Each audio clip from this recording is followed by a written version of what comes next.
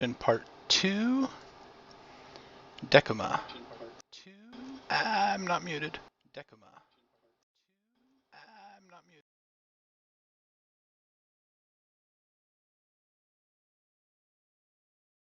Twitch should mute me by default, but it doesn't want to apparently.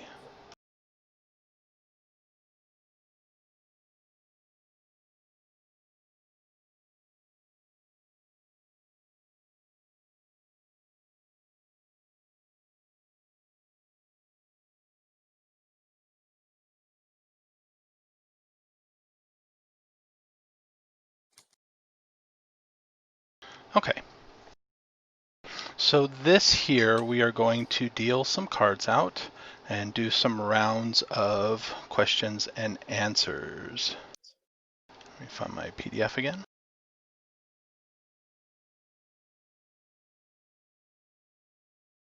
Since getting a tarot deck onto Roll20 means duplicate cards because they can't just randomly flip them, if we end up with a duplicate card, whoever plays it first will play it, and then if anybody has the flipped version, we can re-deal a different card to them. But first, let's introduce our characters. Let's go on the Roll20 order down at the bottom, so starting with Scaly. You would start with me. All right. I am playing a Windling Beastmaster. Yes, my brain. Probably a female at this point with a name of something or another. I'm still working on that. Hopefully, I'll have it, but by the time everyone else is actually done introducing their characters. Not much else. I think that's all.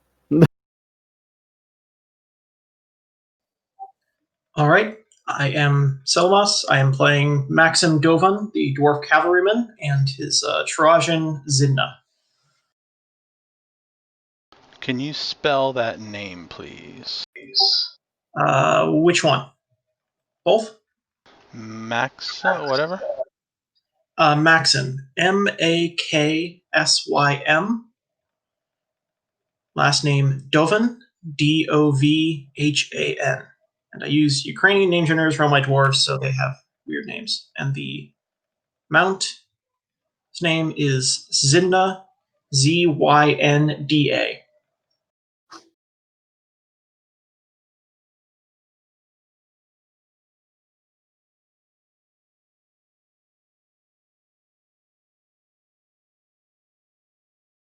All right.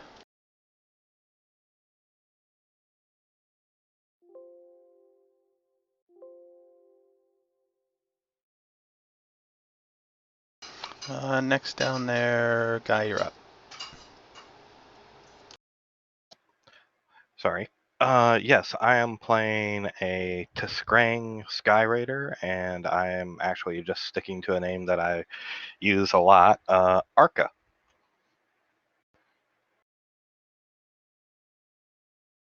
Are you going to spell that any differently? Nope. Arca.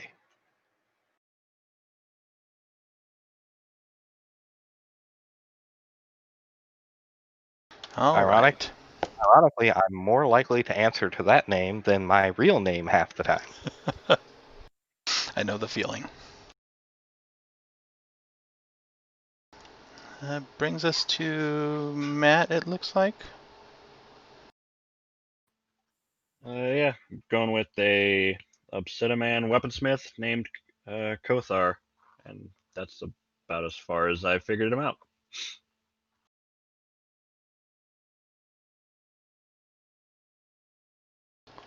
And I'm guessing Cornelius is the name. Cornelius is the name. Yep. My name's Chris, and I'm playing Cornelius. Cornelius is a human illusionist. He also has a side gig as a puppeteer. So he carries around not only his regular equipment, but a kind of a large carpet bag kind of thing that has all of his puppets and mostly marionettes in there, and they're not creepy looking at all. Good to know. Okay, how can something be a marionette and not be creepy looking? They kind of like go hand in hand. I don't know what you're talking about. That is, Creepy is in the eye of the beholder. exactly. Yeah. And last on our list, Me? is you. By the way, Matt, what's your Obsidian's name? Have you found it out? Not yet. Kothar. Kothar? Okay. Trying to Yeah, remember that. They are. On the Roll20 table. Oh.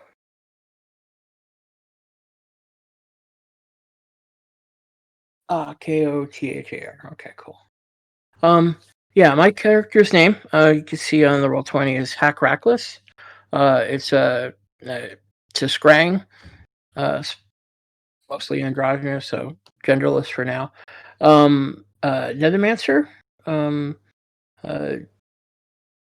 typical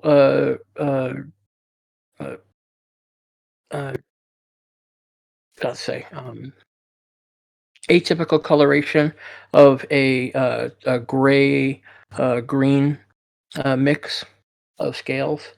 Wears light armor, has a fern dask tail dagger, but he's a Nethermancer.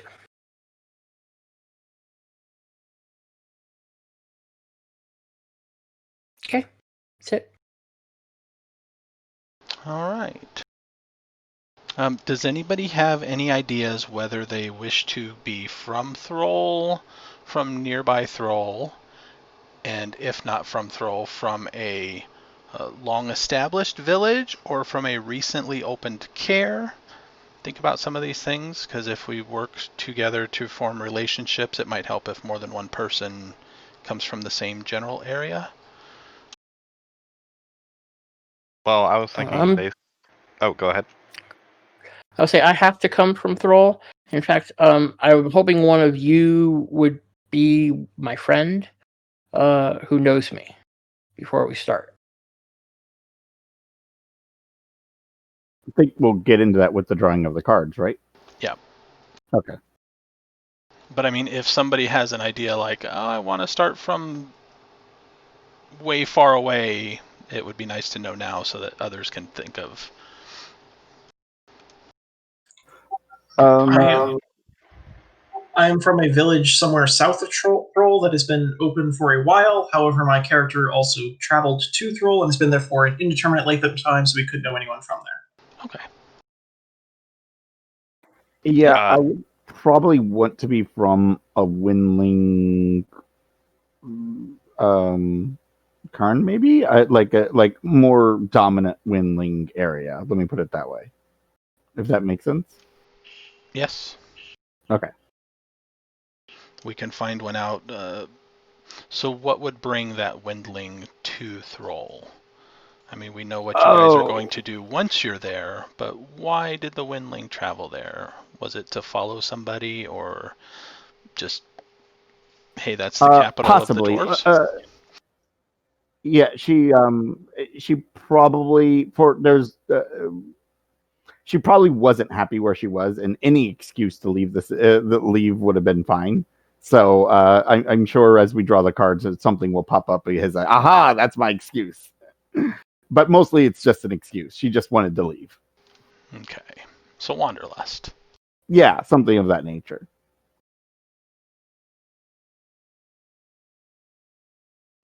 All right, I was going to say that I was from a village. I didn't pick a direction, but because of the way my society works, I was just going to be from a nearby village, and I came to Thrall to learn things. there are many Tiskrang settlements along the rivers.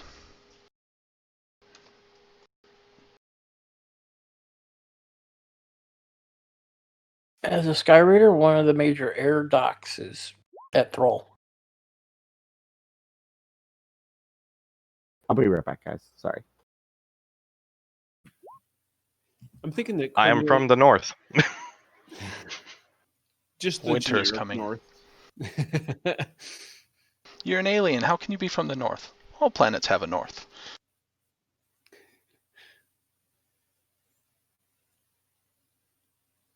I think that Cornelius is probably not from Thrall, but he obviously is on his way to Thrall. He probably lives on a human settlement somewhere along the river, the Serpent River, maybe down by where it meets with like the Coil River and whatnot. In that whole Visserman? area. Cornelius. No, that's sorry. That's the Disgrang house right there, the city where it meets the Coil. Right, Verstrumen. Yeah, so I don't know if I'm not saying he has to be there, but it's probably some settlement that's along the river, around there somewhere. Did we all get that map that he linked? I linked it in Discord. That map has no features. I am going to put one up on the table that does have some features.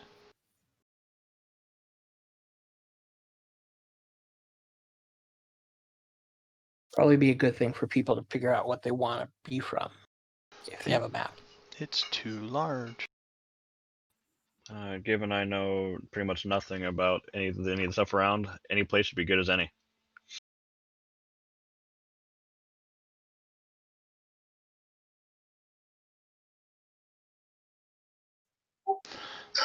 Question: in terms of the timeline, do you have any idea of where we are on that? I'm thinking roughly just before the end of the war. So the war is still going on, which also could be motivation for some people to, maybe they happen to see too much battle in their neck of the woods and want to get to a safer, more populated place. Could be a backdrop idea. Where were the battles mostly taking place? Like on the border? Southwest. Yeah, and the Southwest is most of the battles.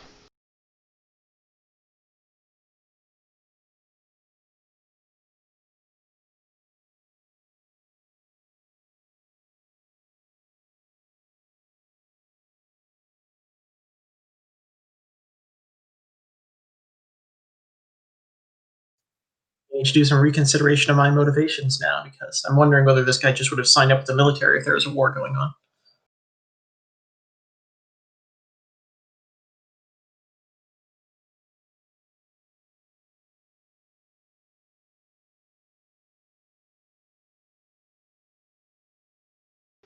Okay, why did it do that?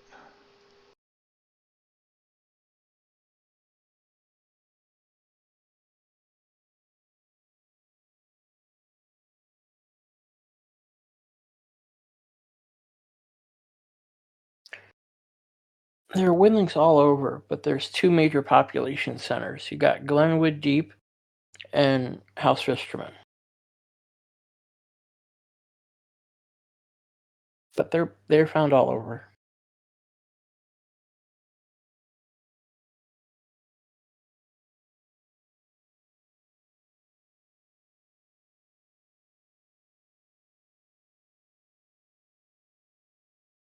So, I am curious why that map you shared in the chat does not have any. It's got a legend that says there's cities and villages, but it doesn't actually have any cities and villages. The map itself came out in multiple layers, so I hid that one. I have an idea, and I don't know if this was possible. I have it in Photoshop. I have a multiple layered stack that I was going to figure out how to share it, and as you guys went places, I would then add in the layers that had the details to those places. Oh, that's cool, actually. I like that.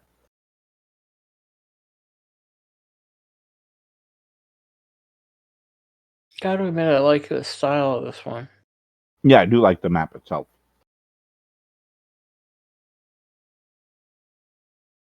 Quick, what's half of 122? 61? Yep.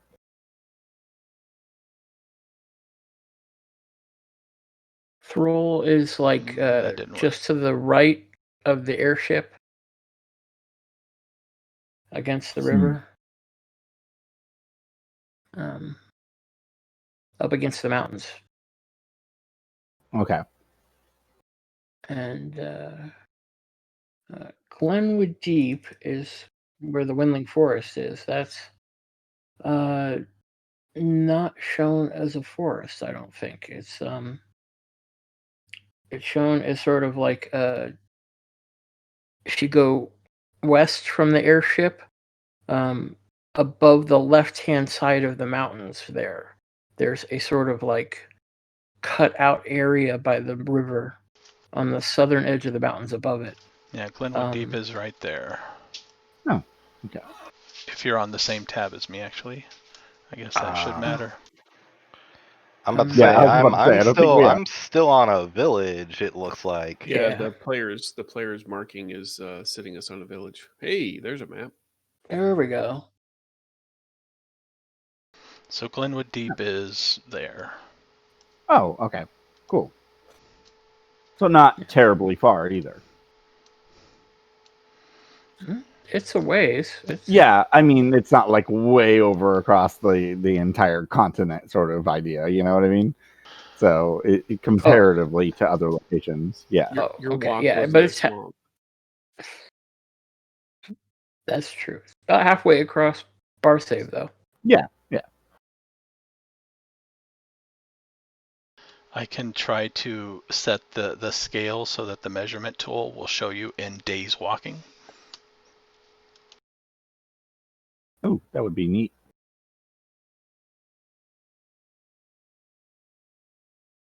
But yeah, there's the general map.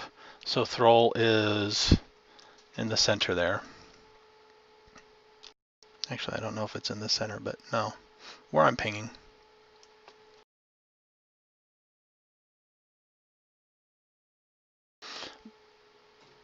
And you said most of the battles and the wars were in the south, you said? Yeah, so let me scroll out here.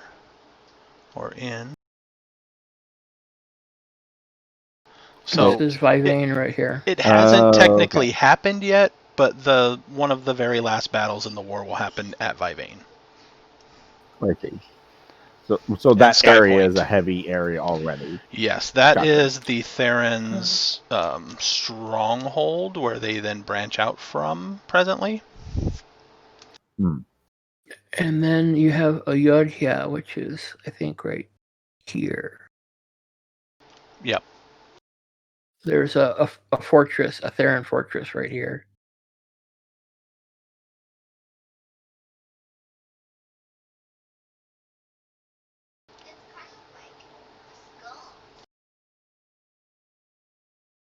So that was one of the life rocks that the Therons decided, hey, we're just going to land one of our fortresses on top of it and piss off a bunch of Obsidian.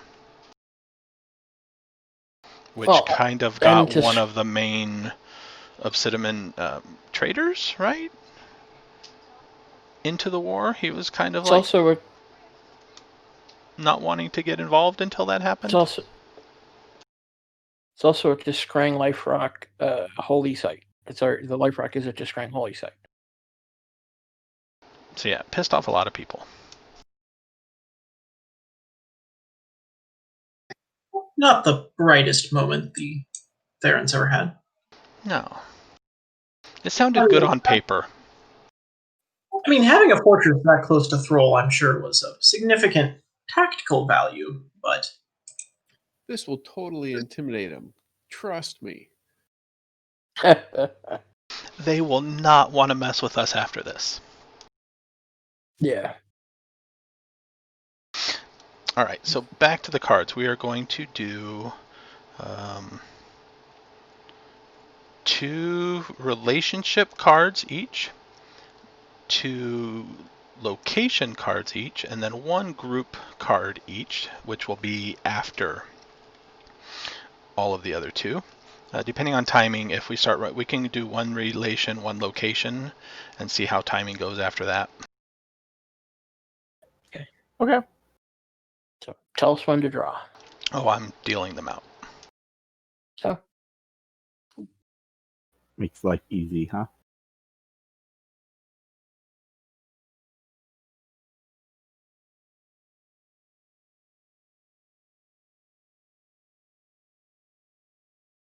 yeah, this is the best style of map I've seen for bar save, actually. It is pretty nice. This is one of the backer rewards for one of the later Kickstarters. Yes, that's right. I just downloaded this the other day. That's right. Now that I'm Really? yeah. Huh. It's got bloodwood, points of interest. Not that we're gonna need that, but Carafat as well. Oh, it uses tarot cards.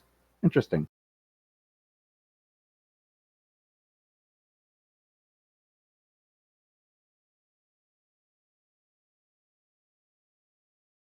Are we supposed to look at both or wait? You can look at them. did. The tarot card itself, other than the value and the name, might not really give you a hint on what the question is going to be yet, so you can look at them. Does them being upside down or not make a difference? Yes. Okay. Ooh, really? Okay. Yikes. You won't be able to flip them. That's why I was saying this tarot deck has 152 cards in it instead of 70. No, is it 78? Whatever. It has double. It has 2 cards for each one. One flipped, one inverted, one regular. So if somebody plays the, say, 3 of cups right side up, if somebody else has the 3 of cups inverted, we'll have to deal a different card to that person. I am hosed. You don't know what it means yet. Okay, so who's got the ante? I bid 2 chips. Playing poker, right? I'll see your 2, and I'm going to raise you 4. Okay, so the way we start off, I have 5 group cards. I am going to play a group card, ask the question, and everybody needs to keep that in the back of their mind. Once everybody else goes through a round of answering their question, then we get back to the group card that I played. And we answer the question verbally or with a card? Verbally. Okay. The group cards are something that the group needs to agree on. And I will just start off with the first one in my list, which is the world inverted. So the question for this one is,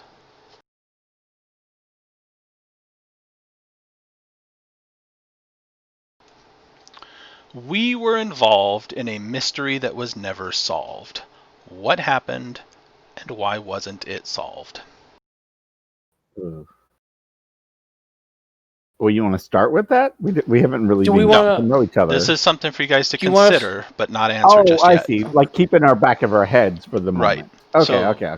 This We round were of involved in questioning the that mystery. this round of questioning that you're about to go through, if you want to consider that answer and try to work towards it, you may, or, however that works. I see. If we want to connect our other cards or our other connections and stuff to this, we can. Okay, Mhm. I got it. And the second half of that card was what was the mystery and why wasn't it solved? Yes, I'm going to paste the question in chat.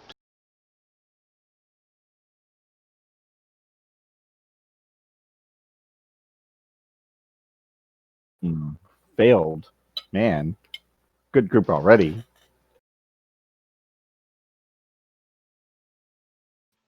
Just spent too much time traipsing through a jungle.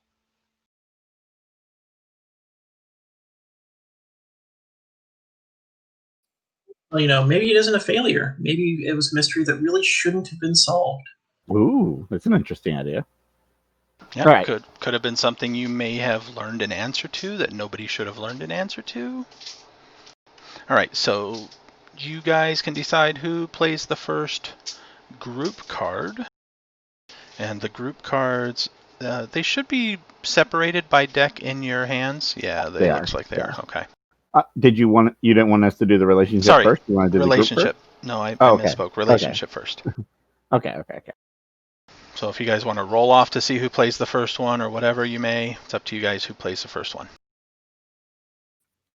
I don't see how the decision matters if we don't know what they mean. I'm happy to throw a card out there unless you guys want to roll. Let's roll. Let's do some randomness here. Let's do it. Let's do a D20. roll. Is that what we're doing? Are we doing high roll or low roll? Step 87. High goes first. Okay, high goes first. Great start we got here. Wow. Okay. I'm Is glad going an actual to be a man. high roll? To be fair, I did not realize I was going to get the highest roll when I said high goes first. Oh What? my gosh, we got 3 1s in this batch here. Yikes. Be This is glad a we're not beautiful playing a start. D20 game. Yes. We're just Okay. getting terrible luck out of our dice early before we have to actually start. Yeah. Sorry, my statistics stay alive. I suppose I go first then. Yep, looks like it. All right. Let's see which one of these I want to choose first. We'll go with this one. This sounds bad, but sure. Is it deck or location deck? It's Relationship under deck. relation that deck. Yeah, relationship and then deck. Wait. How does it? Oh, do I you flip have it? to right click and flip it. Like that. All right, there you go. All right, Ace of Cups inverted.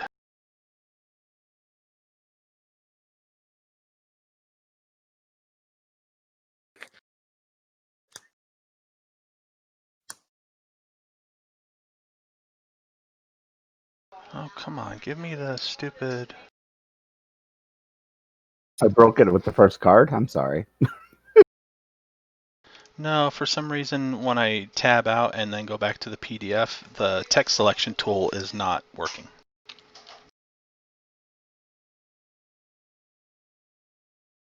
Okay, your question.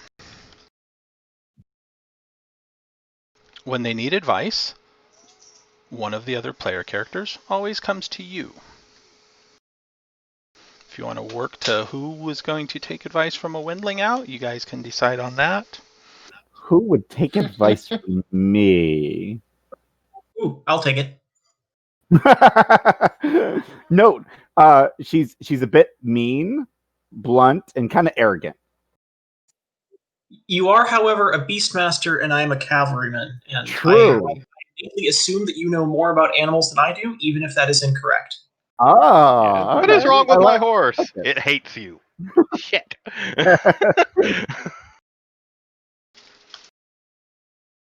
All right. I like So it. that was Maxon. Oh yeah, and I went with the name Kinsey, so you know.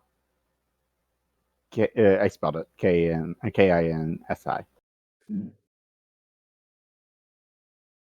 Yeah, I noticed on the table. Mm-hmm. All right, let me edit that document real quick.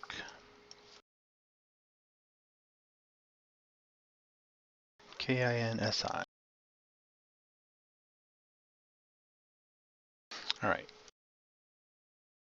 And I am doing all these out on a text document, so at the very end we should have them that way. Do you mind if I also just post them in the Discord for the sake of my memory, just as a running thing? No, I don't mind. I can actually make a channel just for like generic notes. Sure. Oh, so yeah, so it doesn't like spam the rest of the channels. Yeah, that'll probably be a good idea.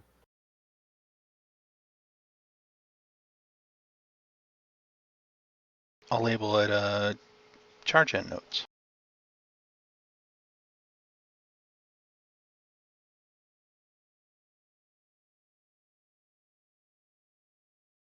All right, that was fun. Who's next? If we're going high-low, it's Cornelius next, I believe.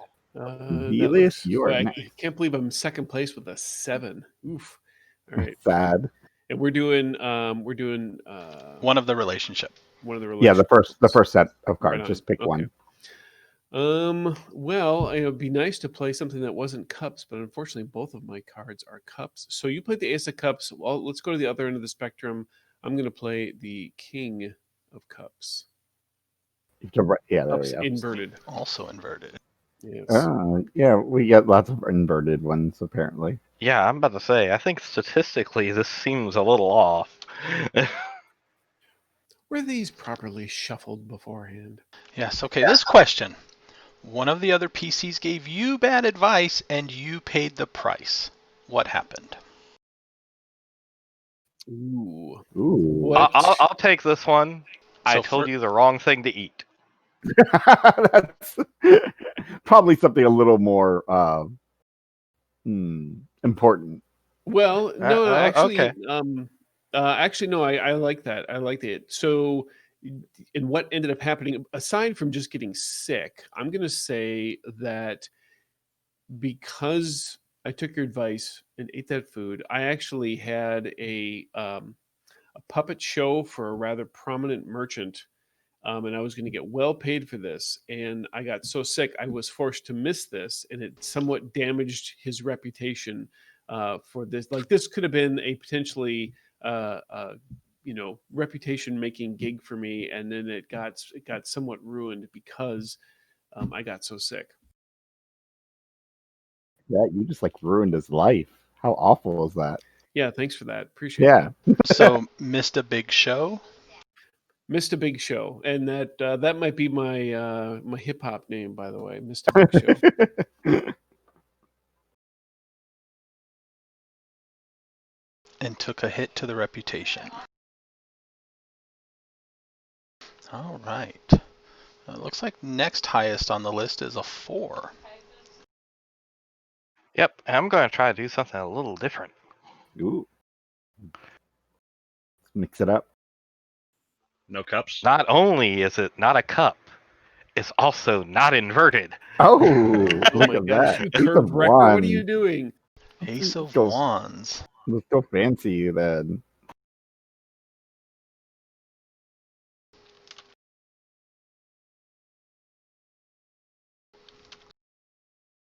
The ambition you see in another PC scares you. Ooh, ambition. Who's ambitious in this group? Maxim is kind of ambitious. He wants to get famous and get rich. Wait, famous for what? Like, what's he gonna get famous for? I could actually really turn this around and use it as the excuse for why I gave Cornelius bad advice. You could actually. I mean, he he does have big plans as far as that goes. Maybe that show was for somebody that you'd rather that you guys not deal with at the moment. What if the merchant? What if the merchant was an enemy of yours in some capacity? Whether just a childhood enemy or somebody who done you wrong, gave you a bad deal, cheated you out of something.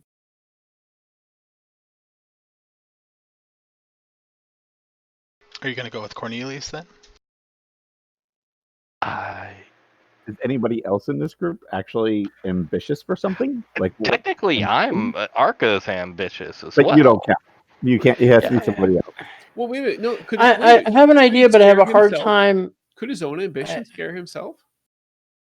I have something that is applicable, but I don't think it would work well without being like there's other stuff would be involved. Like you'd have to know me ahead of time. I'll actually be honest. I think I'm actually going to go with Maxim 1 to kind of spread the love around, but also Maxim scares me. Maxim? Because of the horse. Oh, are you afraid of horses? Maxim. No. Yeah, Maxim. Well, it's more like a small tiger than a horse, but that probably doesn't help matters. Yeah, I wandered into the woods one time. I had a bad experience with a tiger. So what kind of ambitions does Maxim have? He wants to be rich and become famous, is what he said. Kind of like, there are people back home I want to show up, and so it's kind of just like I want to at some point be able to roll back into town and be a big shot and laugh at some people. Also, on the other hand, if you were to make up an ambition that scares you about me, then just I'll take it. So you want something to basically go home and everyone talking about you basically and saying this person was amazing, kind of. Well, actually, I could go a whole different direction. He's a Beastmaster? No, And cavalryman. I'm sorry, Cavalryman. Wait, I'm the Beastmaster. You're the Beastmaster, Scaly. Oh, now I have troubles.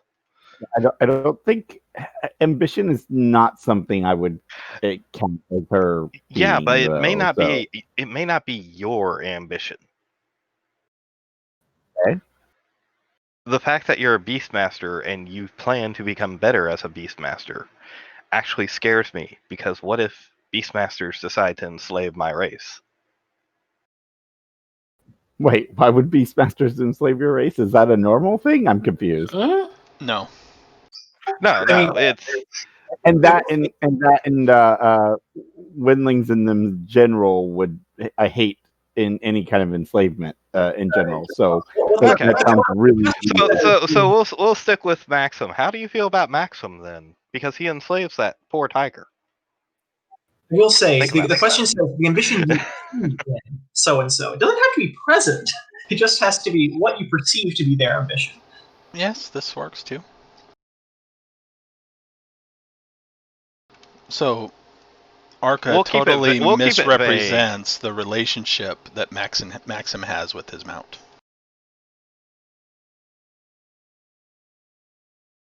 Actually, I'm okay with keeping the ambition vague until I can come up with something, if that's cool. That's fine. You guys can work that out as you play too, and see when something happens, and then double down on that. Come out and more front, and you're like, aha, that's gonna be it. Like he's on an airship and he just kicks this guy clean off of it. It's like, Jesus. And whatever reason he gives me is the ambition that scares me. All right. Next highest is Kothar with a 2.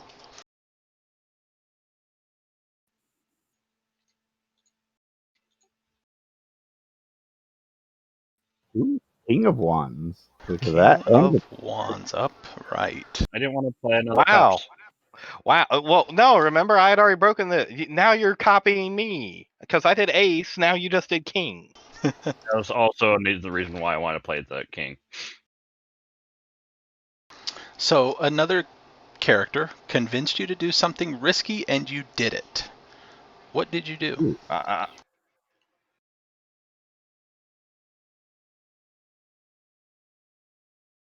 Something risky. I'm sorry, that sounds right up Kinsey's alley. Oh, absolutely. And what is what's Kothar's discipline again? Weaponsmith. Weaponsmith.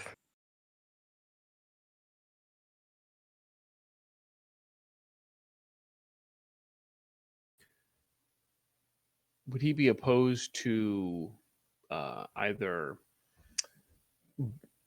Well, some might call it stealing, but maybe it's just selective borrowing of somebody else's material to either craft an item or build an item out of some sort of unusual or non-standard material. No, actually, that sounds like potentially a direction I was having them kind of go anyway, which was make something out of something unusual. So no, they didn't need it anyway. They weren't doing anything with it. It was just lying in that storage closet. I mean, come on. The amount of dust that was on it. Okay, I'm telling you, Theron style armor is going to be all the rage next year. Everyone's going to want some of that high Theron fashion coming up. I can come up with something for you if you like. I don't know how this would appeal to you, but there is an air dock up on the mountainside above Thrall. My character could dare you to lean over the edge.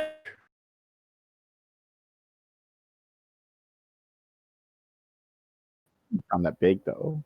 I mean, you just lean over an edge. Well, He's an Obsidian don't like being up high because they fall like a rock. They do not swim. because they sink.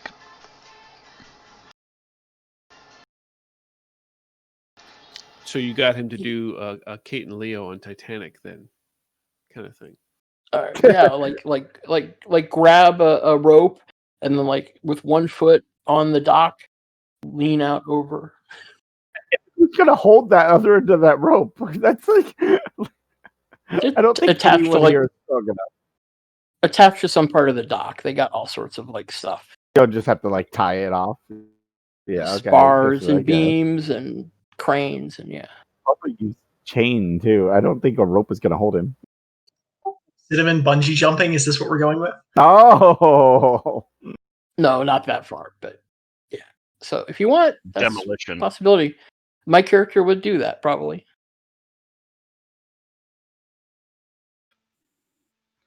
I kind of like the appropriation of unique materials from somebody else who had no need for it. someone got you to steal. Okay. Maybe those materials belong to a certain merchant. Oh, this poor merchant. We're just gonna we basically made Say, this holy merchant crap. our enemy. He's here for you, not me. Oh,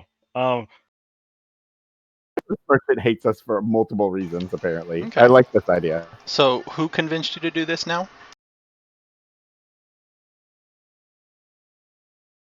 I don't think we established that. Who here would be into theft? Why is everybody looking at the Sky Raider? Just because Raider's in my name. I'd say the Windling might be a bit free spirited about saying, "Go ahead and borrow it." You know, there it is. Yeah, absolutely. What did you want it? Take it. I'm good with that. As I said, that was right up Kenzie's alley. She would absolutely convince you to take it. You know. said you were looking for that piece. I found the piece. There it is, right there. Just grab it. Yeah, exactly. You might have mentioned you were like looking for something. It's like, oh, I found it. See, look, it's right there. Take it. Now I And suggest you're we like run. looking around. Yeah. Okay, so Kinsey.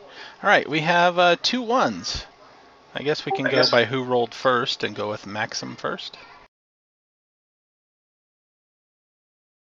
Okay, how do I play these? Drag it from your hand out onto the table, and then right-click and flip it. Ooh, Knight of Cups. Knight of Cups, upright.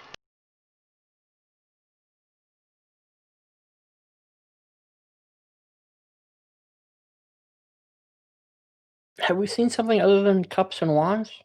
Those Not are the yet. only 2 Nope. suits for a relationship. Oh, that's why. Okay. This I was explains wondering. that. So blank can usually read you like a book, whether you want them to or not. Ooh. And remember, at any time, if one of these just you don't either want to go that far or it's too difficult to answer, we can deal you another card. So who here thinks their character would be like reasonably intuitive? This kind of I'd say thing. the next answer. Or someone that is maybe more like that with that person, like because you see yourself in them, kind of thing. So they're easier to read because of that. I'm thinking either the Sky Raider or the Nethermancer. Either of you want this? I could, I guess. Your character is a illusionist? Dwarf Cavalryman. Oh, cavalryman, that's right.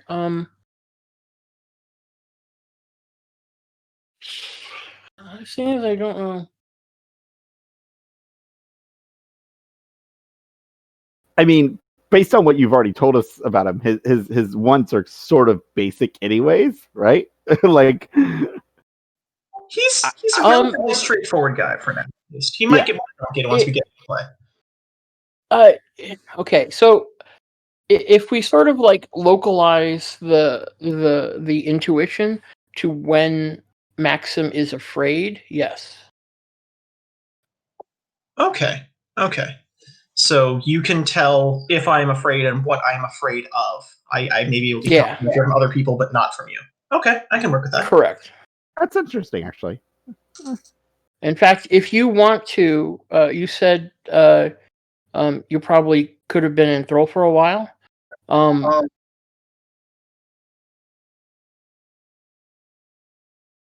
Did you say that? Yeah. Then you could have known my character beforehand fairly well, because he's a little bit unusual.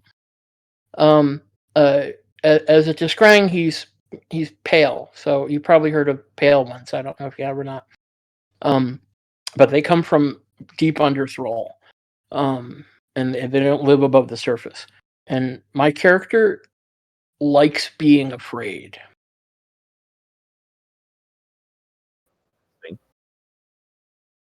He likes the sensation of fear.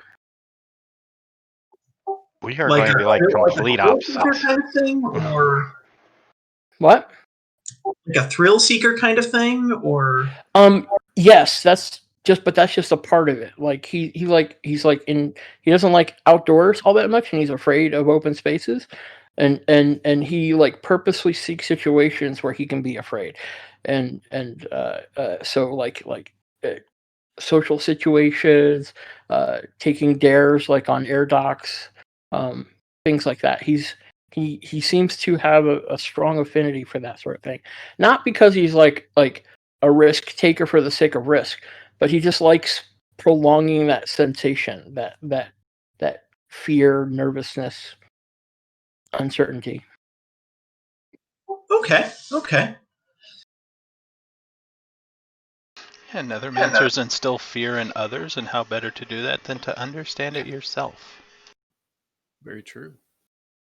Yes, in fact, the one thing you would probably find out about my character is that he has the frighten talent, which lets you like scare people in combat and stuff like that.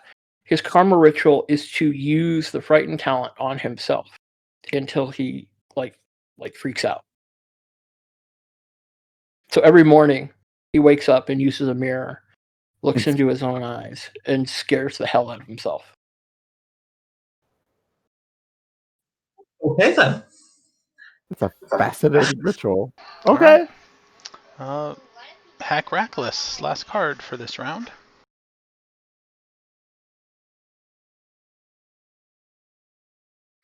I think I'll go with.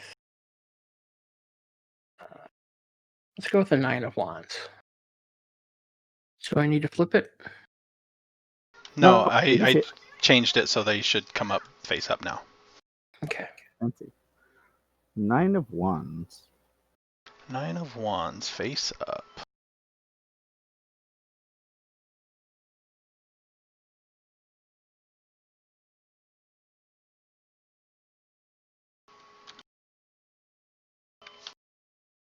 You did something to help blank get ahead.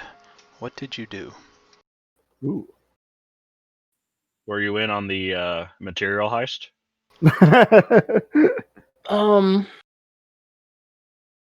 We involved that poor merchant something like that.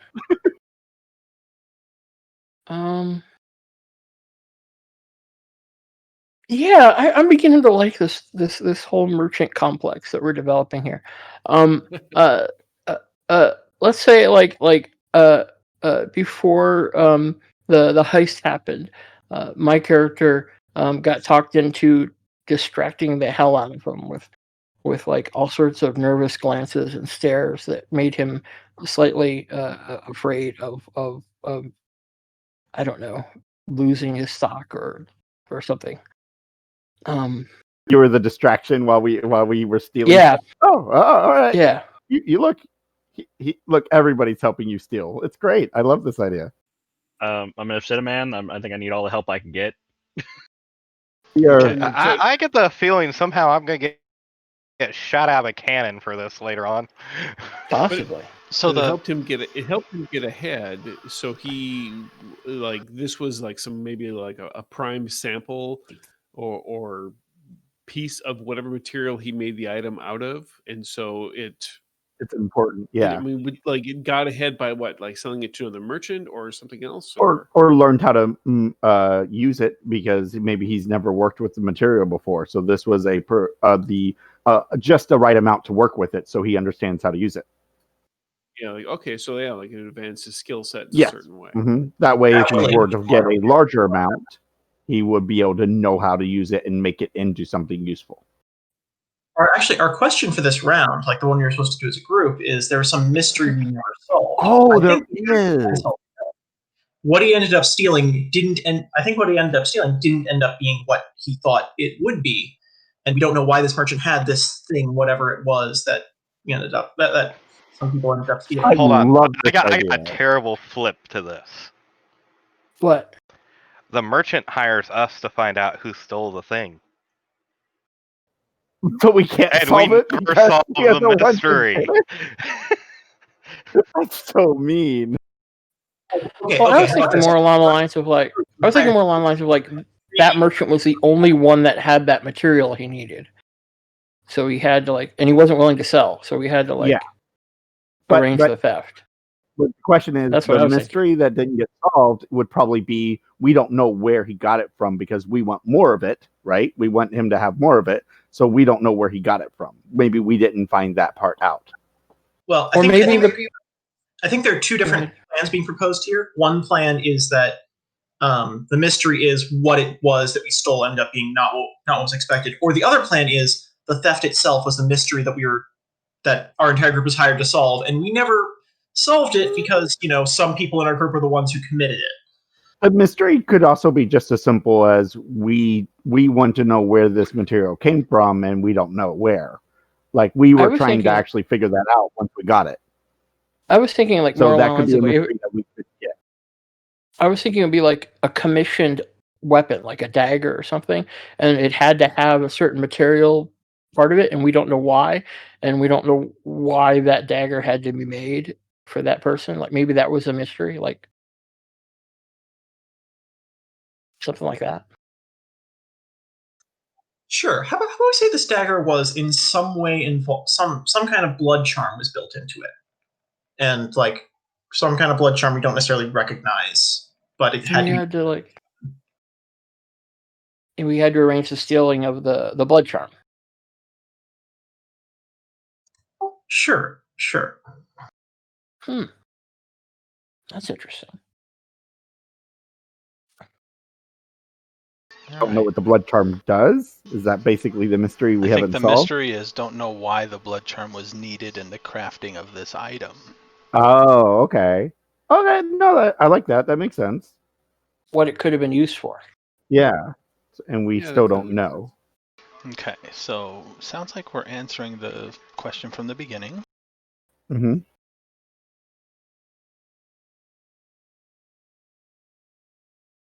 So we're all bonded in a heist. That's what we're bonded in. Woo! Basically, yeah. And this will be just probably circumstantial. I mean, we don't have to play through it out. But before everybody, you might have all been in town, seeing the sights, whatever, and heard about, hey, the Expeditionary Force is looking for volunteers.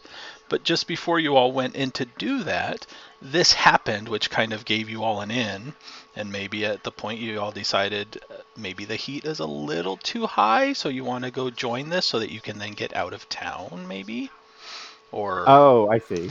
The heat is on us at the moment. Doesn't have to be. It might be, though. Okay, that's interesting. We'll have to think on that one. We'll see where the rest of the cards take us. How about that? And we'll go from there. We wouldn't be having this problem if you just wouldn't have told me to eat that food. I could have gone and done the show, and it would have been just fine, and we'd be on this merchant's good side. But now we're in this mess. Okay, so the mystery is the stolen blood charm. You don't know why it had to be crafted into this dagger that was hired up, or where the dagger was bound. Why wasn't it solved? Because of too closely involved with the theft to actually start looking into it much further, maybe?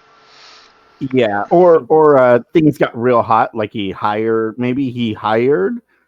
other people to come investigate, and we were like, let's get out of here at the moment, and until these people go away.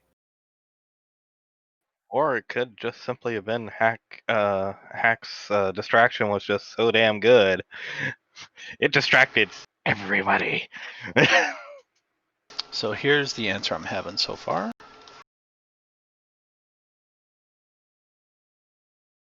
Mystery of the Stolen Blood Charm. The group doesn't know why it had to be crafted into the dagger or where the dagger was bound. The reason it wasn't solved was because the heat was a little too high and the group was trying to distance themselves from it. Yeah, I think that sounds reasonable. Yeah. Something to encounter later and or bite them in the butt. The heat was high because we had stolen the material used for the blood charm. Mm-hmm. Well, it was like a specific thing that like only that merchant had, so it was like a very unique charm. Yeah, an unusual, unique blood charm that nobody knows what it does because it's not one of the common ones, but they knew they needed it, so sticky fingers. All right. I call that a great idea. What are you talking about? First Yeah, it's round a pretty good done. one. Question answered. Are we doing a location next? Just Yes, to see but what that is? next I need to play myself another group card here. Okay. All right, strength. Right side up. Somehow we're going to end up putting this poor merchant's house in the river or something. That's fine. He deserves it. He totally deserved it. Absolutely. Yeah, all of us think that, with the exception of Cornelius, because Cornelius keeps on thinking, this is the guy I need. Wait, now that's a hysterical question. I don't think we can answer this. If someone was going to describe your group, what would they say is your greatest strength or virtue? Well, so far all we're known for is stealing something. So, But we're not known for stealing it because But- nobody knows. Next True, round. Next true. round of questions. All right. Everybody, roll your d20. I have an idea for that, by the way. Our greatest strength is our ability to cover our own asses. Nope. I'm down at the bottom. Sort of. I was thinking our greatest strength is our ability to get each other into trouble. Oh, I like that. All I'm trying to do is make something really fabulous, except we always seem to be moving a lot. I just want to put on a Okay, show. Okay, the 10s are the highest. that That's is funny. frightening. And this is Maxim, location, Maxim, right? this is going to be a location card. So Maxim, you are up first. What does that say? Throne of No, it's a 3 of Pentacles. 3 of Pentacles. It's a 3. Three of Pentacles, Inverted. not Three of Tentacles. No, not the 3 of Pentacles. No, that's a very different card. AKA the 3 of The three of coins. pentacles. Or different game.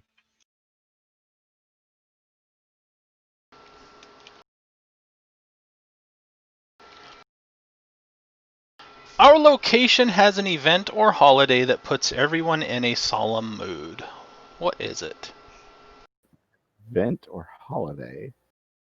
And this is So- your chance to invent a little bit of lore, or you can play a different card and we can redeal. Okay, okay. And the location, is that just like home or Yeah, you're going to be based out of Thrall. So that's Wait, probably... is this Cornelius? No. No, okay, I have a little bit of an idea. I'm thinking, what if, I mean, there are holidays dedicated to all the passions, right? What if there was one that's kind of like a date that was a holiday dedicated to one of the mad passions that just kind of like, everyone knows that's what that day is, but just no one talks about it anymore. And it just kind of, that's a very depressing experience. And sometimes some weird things associated with whoever that passion was happen because, you know, mad questers are a thing. so like there's form filling out day for Dis or something. He's the mad passion of paperwork and useless steps and procedures. Isn't that This just is tax day? It's just tax Yeah, day. it's- day That's our is- celebration of tax day. Let's see. Arendis used to be like the god of like good hard work and like good administration. So they're kind of like, and then became the passion of like slavery and utter boring mind numbingness. So What if the day everybody gets their paycheck is the same day of mourning because that paycheck just goes away? I think it means more of this could be a very specific sort of day, right? Well, I was thinking if it had been Cornelius, it would have been hilarious because I could have taken him to like my village for a special feast day. Oh, funny. And that's how I convinced him to eat the wrong thing. It's a special day. This is special food. All right. So, no, the passions thing isn't a great idea. Actually, it's just you'd have to come up with one that really fits. How about we actually do? What if there's like a fallen, great kings and leadership and that kind of thing. So what if there was like a celebration of like the Thralic royal family at some point, and then it just kind of that used to be a very big thing in Thrall, and no one celebrates it anymore. And that day, there's a kind of conspicuous void on that day now. How about like an anniversary of what was that rebellion in Thrall? I can't remember. Yeah, I know what you're talking about. What about Yeah. a day I celebrating? mean, he could just make up his own rebellion day. There could also be what you were saying. There could be a leader who was thought to be great, but maybe after their death or something like that, or somebody high up. It doesn't have to be the king per se, but somebody who was celebrated, and then it turns out was a betrayer of some sort, and now everyone has stopped celebrating. Hold on, I got. It says an event. What if it's the day we stole the thing? No, I don't think so. And the event was that merchant's birthday, which is how we got away with it. Part of the reason we got away with it. We just destroyed his birthday. I was going to suggest, what if there's like a Throlic holiday that you honor fallen comrades, just people who either just Fraser's Field. died, not necessarily by natural causes, but they died. And we had another member of our group who died. Everybody liked him. Everybody got along with him. But this person died. And so when that day comes around, we're always bummed out about it. I like that idea. Oh, we have a random NPC that was part of our group that died. I like this idea. He's like the Bill Brasky of our group or whatever. There used to be a troubadour. Oh no, not the troubadour, man. And then we have like Thrall Memorial Day kind of thing. I kind of feel like we're still a little too fresh and starting out to have a friend that died a while back. Not a while back. Like I think it's like. I mean, to be fair, like this is late stages of like the war between Thrall and Thera. Is like if there's a day about comrades, that could be like something that's like starting to weigh heavily on people. It's not that it's more like he might have died recently, and this event came around and it just reminded us of the loss. Yeah, like 2 months ago, this guy that knew us all died, and then it comes like the day for remembering fallen comrades, and everyone's like, "Oh, I'm sad now." We can do the whole, as you guys are assigned together, there is a 7th, and then between that day and our starting day, something bad happened and they died horribly, or maybe they self-sacrificed themselves. Or we can have an NPC accompany you for a while and arrange his death. Oh, that's cruel. Actually, I really that because at some point we're going to get stuck into combat where we're really going to be hurting, and this would be the perfect time. Like, okay, we're going to sacrifice Bill, and he's going to, and then we just we get away. Bill dies, and then then we just feel bad about it afterwards. So we're a party of 6 originally, but now we're a party of 5. And no, I don't mean you arrange his death. I mean I can arrange his death to happen. I see. I kind of like the idea that there was just like some troubadour that got our group together to begin with, and that person's not here anymore. But that was maybe someone who actually arranged our like you know, kind of knew every one of us and got us all together. That could be Great, we kill our interesting. fixer right out the gate. What the Yeah. hell's wrong with us? I still think it's a little too like it's like dating our party back as a party a little too far. I think that's just how I feel. I'd rather be like just a simple like event like the anniversary of Prager's Field or the Death Rebellion, something like where like in Thrall they're holding solemn remembrances. I'm also fine with that. Maybe somebody's in the group's birthday happens to fall on the day of the Death Rebellion. Ooh, ouch. Ooh, that would work. So it should be a day of celebration. However, you know, everybody else is like, how do we celebrate on this day? Yeah. Sure, that works. I like that. Do you want it to be your birthday? Is your birthday the day? Sure, my birthday is the Death Rebellion. Nice. That is the ambition that scares me. Him trying to get to his next birthday. For a quick summary, for those who don't know, the Death Rebellion was the prince, now the king, was kidnapped by a Theron Nethermancer who attempted to infect him with a horror. And he was rescued by Jerol, the honorable thief, and healed by the Great Dragon Mountain Shadow. And this caused all Nethermancers to go into hiding because they suddenly became persona non grata. And a whole bunch of dwarven nobles, heads of families, were caught up in the conspiracy and had to be like exiled or killed. Fine. Okay. All right. Who's next? The other 10. That would be me, and we're doing the group card. Oh, the location card. Location card this time. Location. All right. So you played the 3 of Pentacles. Let's, instead of going back and forth on the spectrum, I'm going to play the 2 of Pentacles, which is also inverted.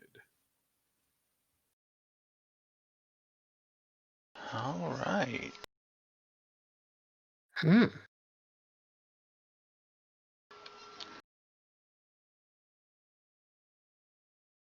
So this one will have a generic answer, but you can come up with a specific NPC that you wish to inject into the group too. Someone has lots of ideas for your location, but may have shady motives. And this doesn't necessarily have to be Thrall. It could be for your district where your inn happens to be, or Bartertown, or something like that. You know what? I think I'm gonna. I want to riff a little bit since I like the idea that was put out there earlier about the troubadour that kind of got our group together, and so maybe he did, or at least maybe this troubadour knew all of us and kind of facilitated all the introductions and has been using his various charismatic ways to feed us all these ideas. But it's almost like, I don't want to say he's a too good to be true sort of troubadour, a too good to be troubadour maybe, but he there might be something shady about him. He did bring us all together, but there's something going on here. The way he keeps dropping by and talking to us and trying to find out what we're doing next or where we're going. Like it. He could have been the one that hooked us up with the dagger quest. Could have been. Yeah, and we don't know knew somebody that needed it, or put you into. Hey, I know somebody that can craft that. Hey, I happen to know somebody that has that blood charm that you need for this type of thing. Oh, I like that. Do So we this all is like know a him troubadour. by- It's a troubadour you all know that kind of arranged you like for it. you all to get involved with this whole dagger mystery thing. Would he have like a different name for each of us? Like we would know him by something else? Maybe not. Maybe. Yeah. You guys can come up with that later. So His name is so he's Bob. so he's like a dwarven troubadour in Thrall that we like run into conveniently a little too Yeah. often. And like when like one of us needed like a job, he hooked him up with a commission to make a dagger that needed a blood charm, and then like one of us he knew that might be useful to distract the merchant while the theft was taking place, and then he knew some other people that might want to join in and help actually do the heist and something like that. That's awesome. So, You've got a so he's shadow. like an arranger. Yeah. He's like a little troubadour fixer. Yeah. Yes, we have a troubadour fixer. It's great. All right. Let's see. Next on the list is Kothar.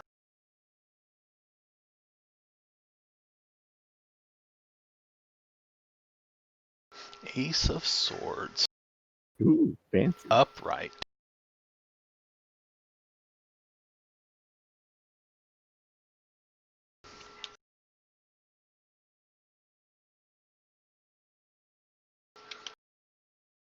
Our location has a place of spiritual significance to you.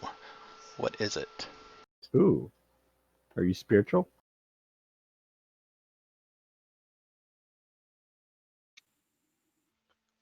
Didn't think so, but And you can redraw if you wish.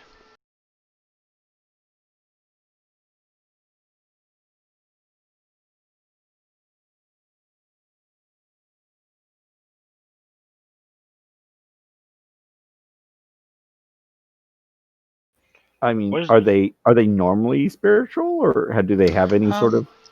Stereotypically, Obsidian are kind of birthed from their life rock fully formed, and they go out to experience things, and then after 100 years or so or whatever, they go back to their life rock and join with it to share their experiences with the life rock. Now, this location could be a bit broad, and you could have Ioja be a spiritual significance. It's probably of spiritual significance to a lot of Obsidian, even if they aren't necessarily from that life rock. Or maybe your life rock brotherhood is nearby. Oh, and your life rock is the spiritual location. That makes sense.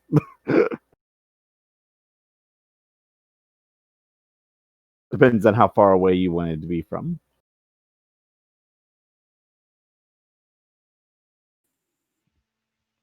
distance that really didn't seem like that important of a detail.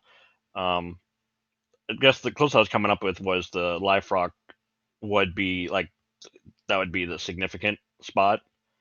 I kind of like that a little bit. At least it's at least gives at least one spot that's an important location on the map. And since it is a life rock, yeah, you can pretty much dictate to where your clan of Obsidian come from.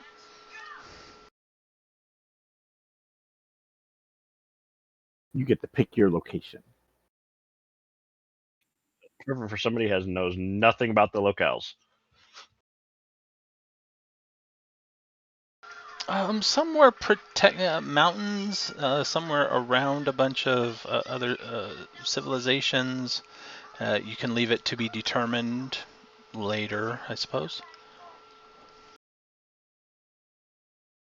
We can just generalize it as the life rock is the location of spiritual significance.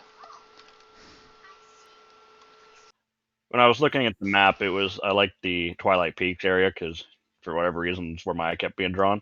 But somewhere around there. Okay.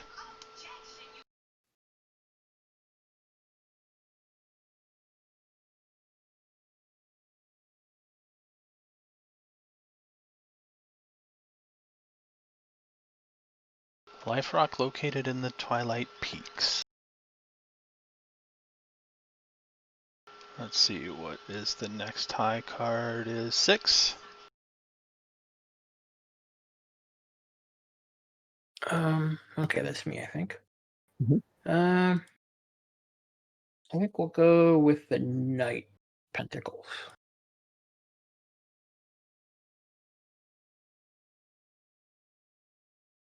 The Knight upright.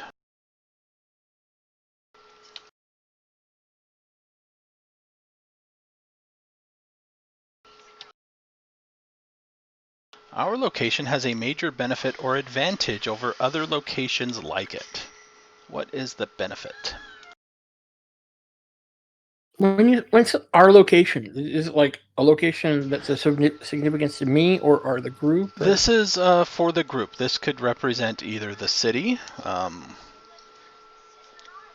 district where your housing is, right? So if you guys live in a guild hall inn, it could be the surrounding few blocks or equivalent of. Has a house. Who wants to live in the city and has a house? It could be a few square miles outside of Thrall too. Maybe there's a unknown hideout in the mountains. Ooh, to have a hideout. I love this idea.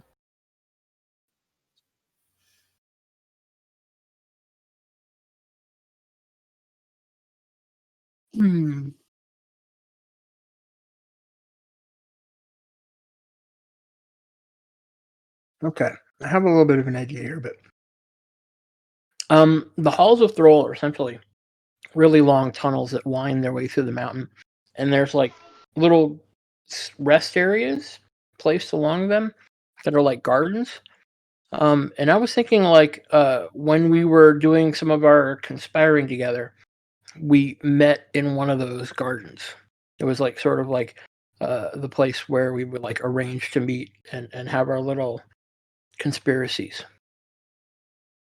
Where the troubadour would come and talk to us and stuff and give us our ideas.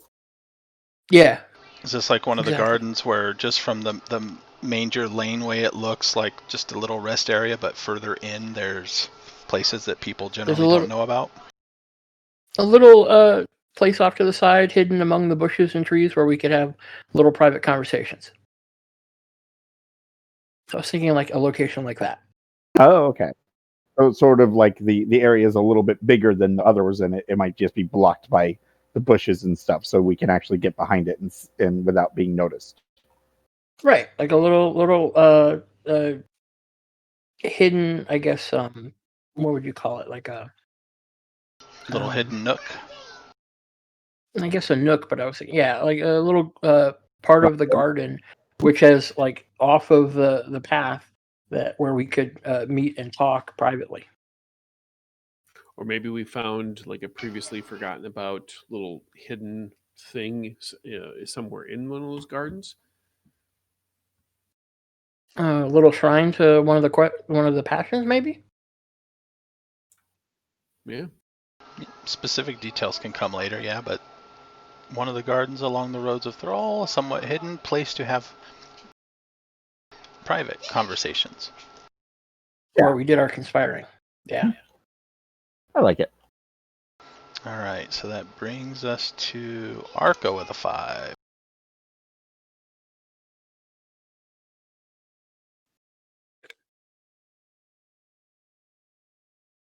Ooh. 5 of Swords inverted. Get at the place to.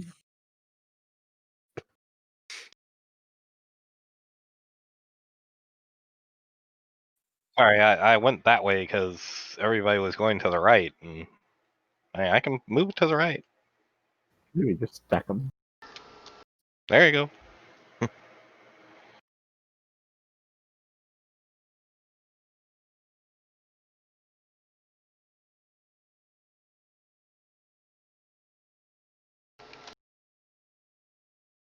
Someone in our location brings up sad memories for you.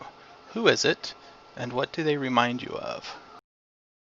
Ooh, sad memories, huh?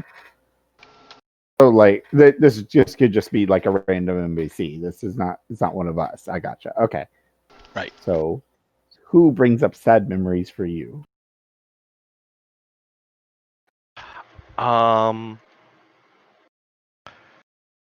And this is just a personal thing, right? Yes, this does not have to affect the group at Yeah. all, but maybe Yeah. it is somebody that you guys interact with upon occasion for whatever reason. I Doesn't want to have to be. say it is another Tiskrang. I'm gonna have a hell of a time playing this race if I can't say the name. The Tiskrang. She's not from my village, but she's also not from here. And she came here after her family died. And with my culture, I know family is a very, or her, actually it's more along the lines of her very tiny village just kind of got wiped out, maybe in the rebellion, which is why it's kind of solemn for me. And she was like the first person I met when I got here. And that was the very first story I heard, was her sad story, so. But she's like a merchant. She's like a merchant that sells food for Tiskrangs, so I don't have to, but I kind of am a glutton for punishment in that way. I keep going back to her. Just to try to keep her going.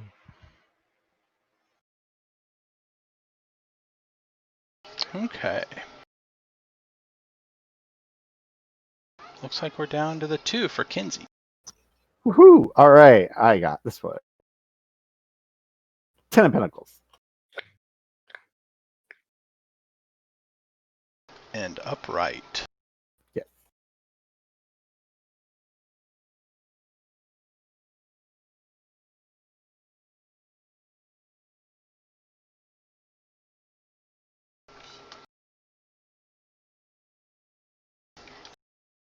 This one may be a little off. Our location is celebrated for something that happened in the past. What happened? Okay. All right.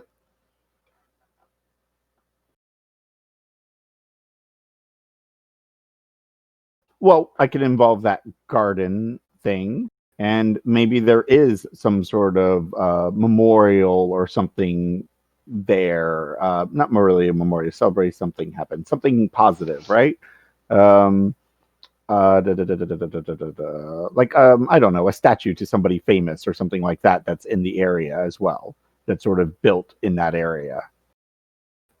I don't know that much about the history, but I'm just trying to think of somebody that, there's like a relatively cool looking statue in the area. And it is a place where, some people will go to, or they used to, maybe not as popular as it used to be, which is why it's so quiet there nowadays. But it used to be a place of celebration. What if I'm just going to suggest this? I mean, this is a shrine that's in a garden. What if it is a shrine to Jasperi, and this is a place where people would go and like pray specifically for good harvest during the scourge, and so getting the crops to grow underground and that whole issue, and then since the scourge, it's kind of fallen out of use and been mostly forgotten. Okay, I actually like that idea. Makes sense. I like that too. Yeah, it fits. Okay. We've expanded our garden a little bit.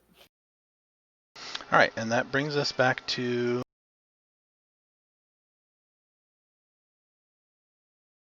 Oh, right. This I don't Strength. know. Okay. If someone was going to describe your group, what would they say is your greatest strength or virtue?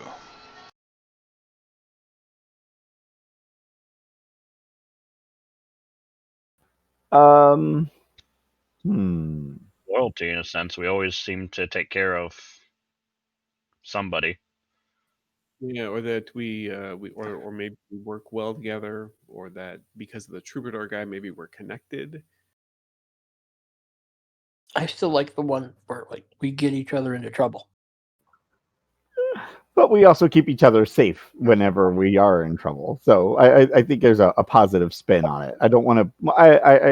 I I don't Well, want it to be completely negative. The necessarily. virtue could Or be leave- that you get each other out of trouble, leaving unsaid that you get each other into trouble. Into the trouble that we get each other out of. I love that one. So like that. externally, everyone sees us getting each other out of trouble all the time, not realizing that we were probably the ones that got ourselves into that trouble in the first place. I like it. Yeah, I mean, I think loyalty is a good virtue based on what we've got here. We've got we've got our secret meeting place, and whenever some of us or all of us are having problems, we're all going to meet there and just figure out, okay, what the hell are we going to do about this? How are we going to solve this problem? And that's kind of what defines our group.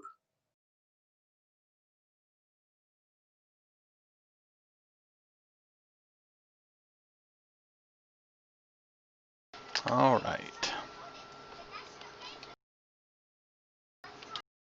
So there's the question and the answer.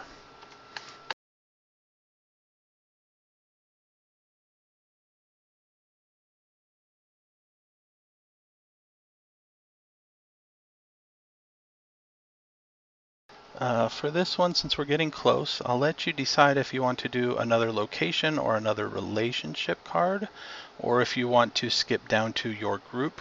Actually, maybe we should skip down to your group cards. If you want, I can keep going after 11. I wasn't sure how tired I was going to feel. Okay. I kind of want to do the relationship one again because I feel like that's going to help us with the group one at the later times. Okay. Then let me bring up. I guess, well, the group one we talk about while we do the relationship ones, don't we? Yeah, my group card you talk about while you guys are doing your relationship card. So let me bring out another my group card. Your group card is the same thing. You just decide at the time. One of you will play it, then the group discusses it and comes up with an answer. Okay, I'm going to come up with this one here for the next round. The moon, inverted.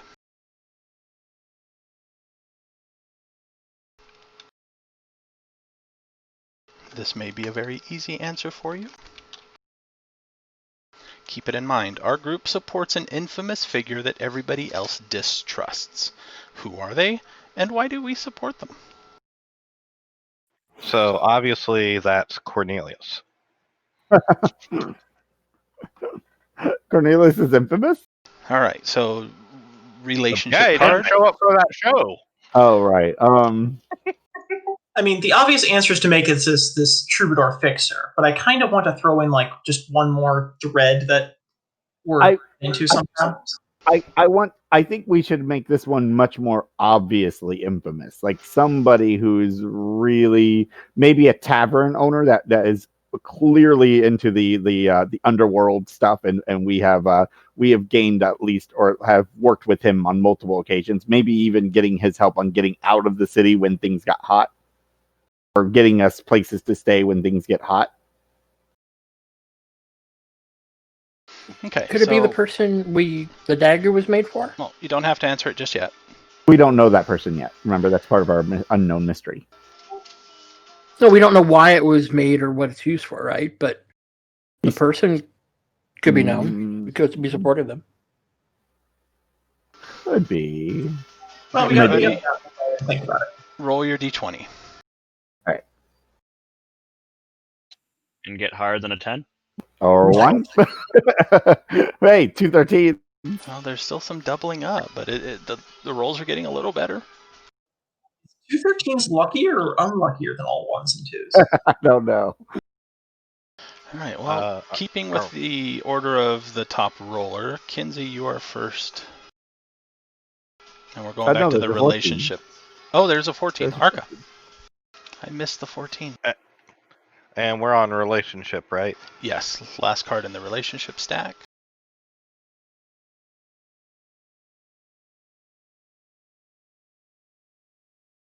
Okay, I just wanted to check to make sure it hadn't gotten played yet.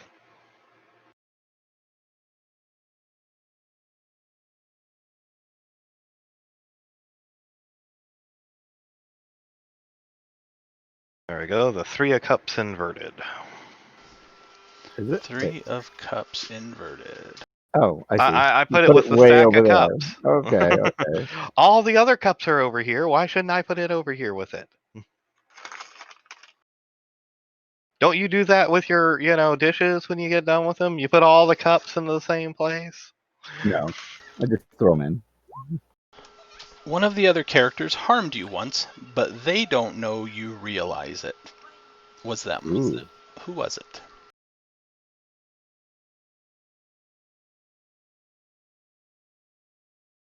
Harmed you. Okay. I will remind you, you're scared of what you perceive to be Maxim's ambition. Yeah, but I'm thinking about putting this on Cornelius again. I actually was thinking the same thing, and that one of my illusions ended up causing you some hurt or some harm somewhere, and then you got payback on me by having me eat this stuff that you knew was going to end up making me sick. So you're mad about it, so you torture him on occasion. Oh, okay. So are we going with Cornelius then? Actually, I'm going to go with Kothar. Oh. He's like, wait, what? What did How did I harm Kothar you? do that harmed you?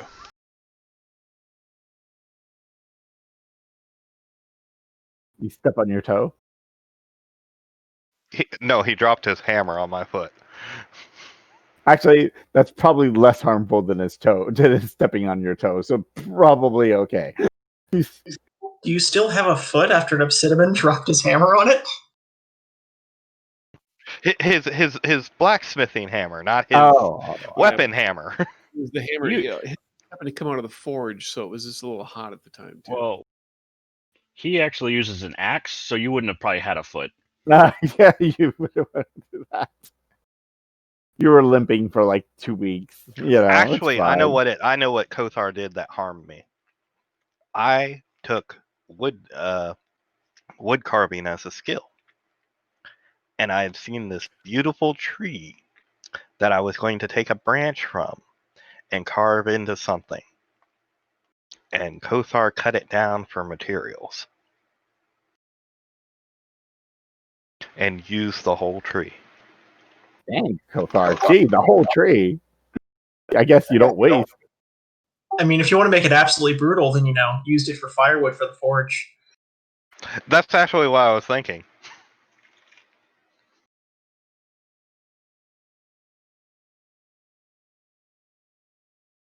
Kothar is brutal. That's what it is.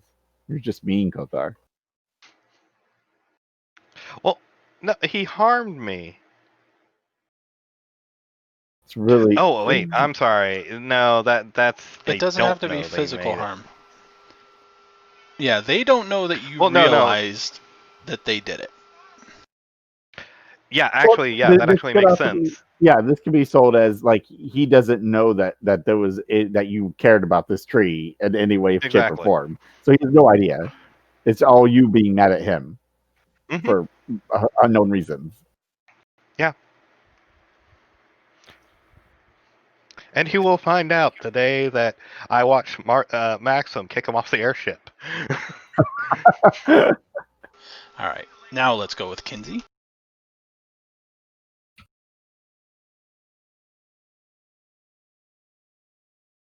Oh, Kinsey, me. Okay, That's sorry. you. All right. My dad was talking to me. All right, let's see. I have the 9 of Cups inverted. Nexus, do your job.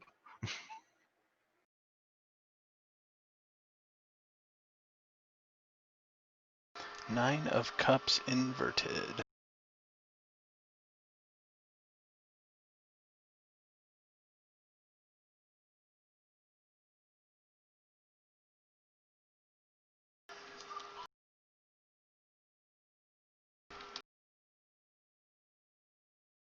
You are envious of somebody's success and have trouble hiding it.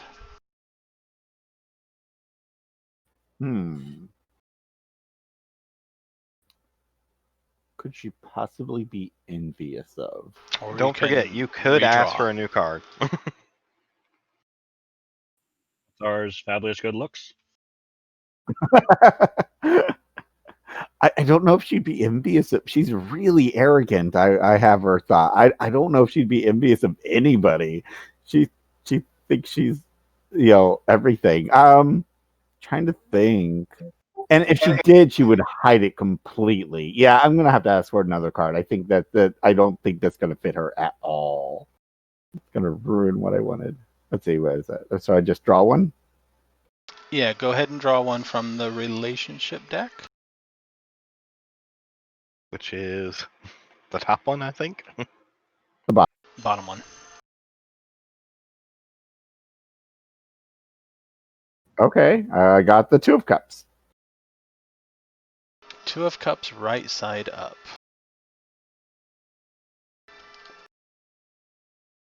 Who is it that you secretly have a crush on?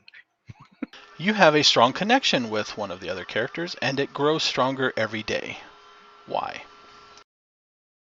Oh well, that's easy. That's my Obsidian Man friend here. He's the only one that tolerates me in the first place.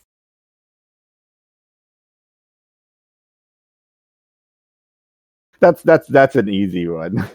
Me and him are look. We even stole something together. We're like buddies. Are you kidding me? This is great. He's just happy you never pooped on him. I don't poop on anybody. That's She's a disgusting. Who windling, does not a that? pigeon. Like what? Difference? There's fewer windlings in the world than pigeons. That's the difference. Yeah. And if one pooped on you, let me know and I'll hunt it down. That's fine. See? All right. All But yes, right. absolutely. Didn't make a nest on him, you know. Cornelius. All right. Well, I've only got one relationship card left, so let's play it. And so that was the Two of Cups upright just got played. Yes. Now we're gonna do Two of Cups inverted. Oh wait, yeah, is that a redraw? No, that was the card I had. Yeah. No. He's asking. Scaly's asking if that should be a redraw. Since it's the same card, let's see here. How different is the? It's a very similar question.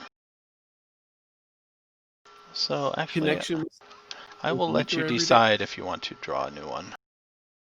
Sure, why not? Let's we'll give it a shot. You had a strong connection with somebody, but it seems to be fading. And what has changed? Ooh. And this is someone in the group?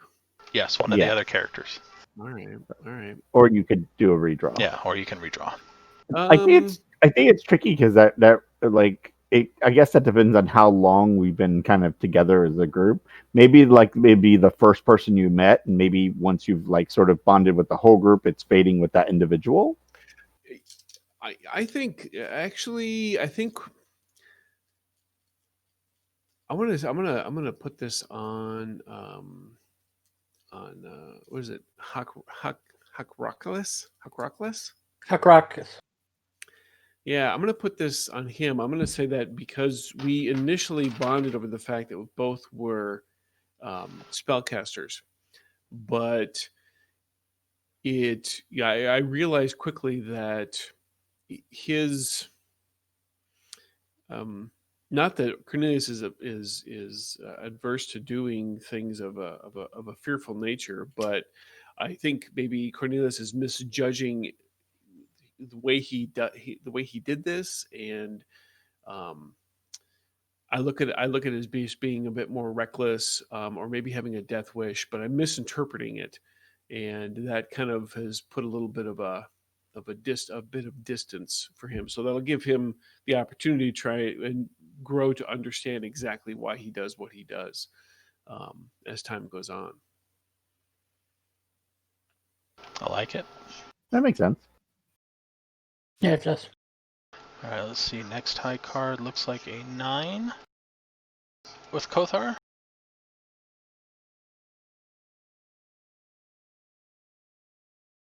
Oh, I like that card. 6 of Cups, upright.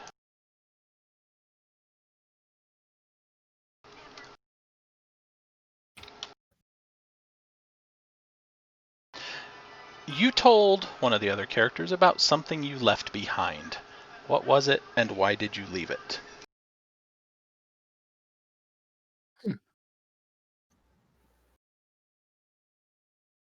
Does he own much to get left behind? Like, what would he leave behind? His lucky hammer. I don't.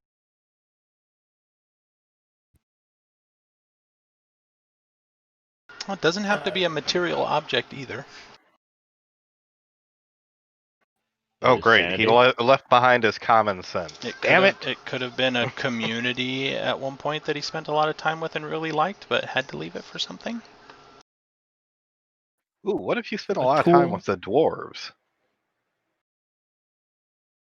A tool, like an animal, or Kind of what I was thinking with them a little bit was, he wanted to go out. He wanted to like explore, find things that were lost.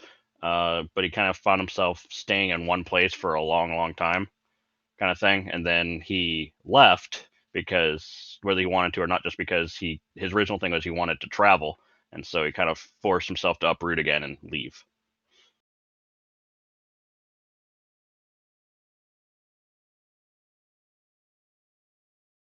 So who is it that you told about this about?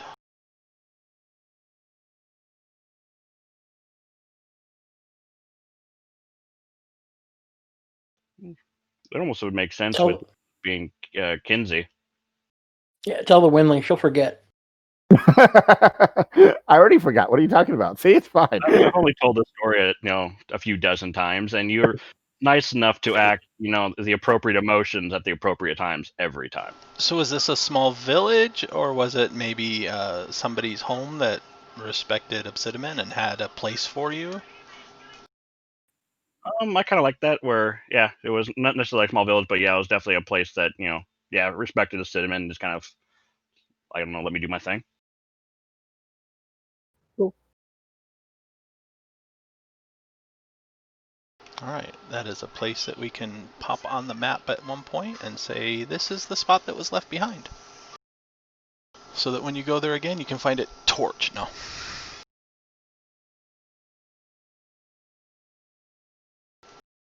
All right. After Kothar, Hack Reckless.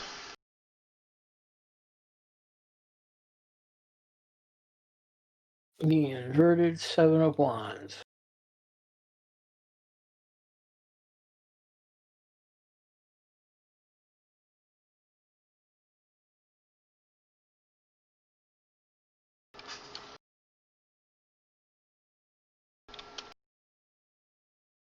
You had a thing with a different PC, but it didn't work out. What went wrong? Thing? What does that mean? Like a relationship? thing? This Like, what could tie in with the enhanced friendship of the two magicians that has slowly started to break because of the fear obsession.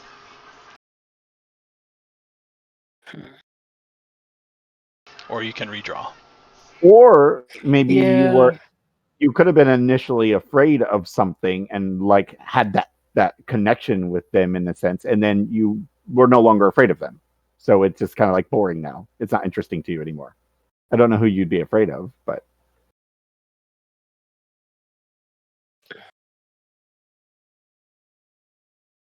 I think I'm gonna redraw. All right. Redraw from the relationship deck and play it.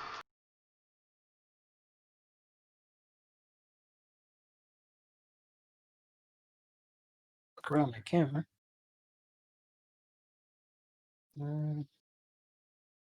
It looks like I got an inverted Knight of Wands.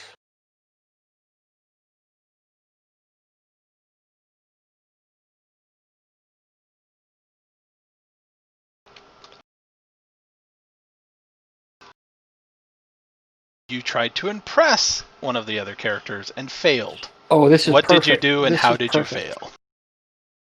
Okay, let me think. I gotta figure out which one I want to do this to.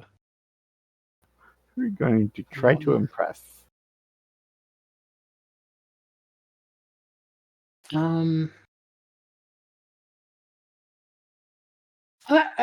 I guess I can tie it into Cornelius actually.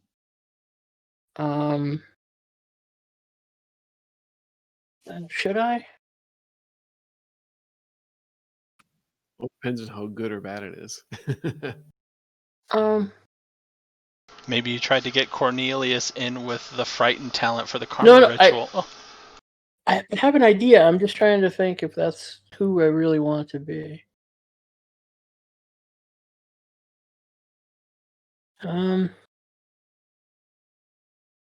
Okay.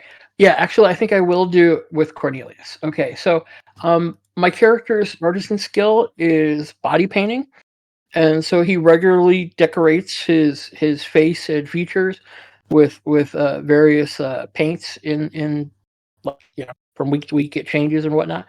And like I tried to show Cornelius one of my most impressive works of art, and it was like incredibly horrific and shocking, like a terrible vision on his reptilian face. Nice. Cornelius's reaction is like, what? What are you doing? What is this? But it was I'm like all proud of it and everything. That looks. Yeah, I'm all proud of it and everything. Yeah, that looks really great. Love it. Yeah. All right, when they get the drawing from the child. Maybe this is what started the whole, maybe I'm not so into this fear thing anymore.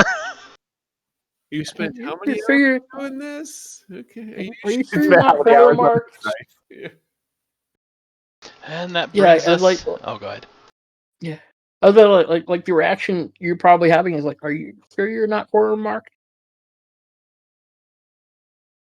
All right, Max. All right. Inverted Six of Cups. I think we had the Six of Cups already. Let's see what the inverted one is. I don't see the Six of Cups up there. I swear we had it, didn't we? Maybe I'm wrong. Okay. That's what I played. Oh, yeah. The Six of Cups, we did have it. Was... Yeah, Kaylee said you liked that card. Yeah, that's why I was like, I thought I had it. I was like, wait, it's in there. I don't know where it went, but the inverted is... There. Oh, you found it. Okay, well, I just drew again, and I've got the upright Eight of Cups.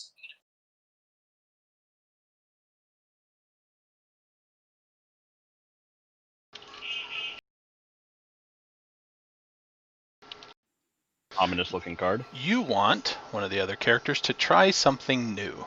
What is it, and why haven't they done it yet? Ooh. This could go back to Cornelius. You have a new dish for him to try. The food thing. Dancing. New dance move. I have a feeling you're not the one that cooks for us at night. I took wood carving. I kind of want to take this back to Arca. Arca being scared by the ambition. I feel like this is a good way to bring that full circle. Let's see. What do I want you to do that you haven't done? Experience Trojan writing? Well, I might be a bit tall for that as the issue there, but let's see if I...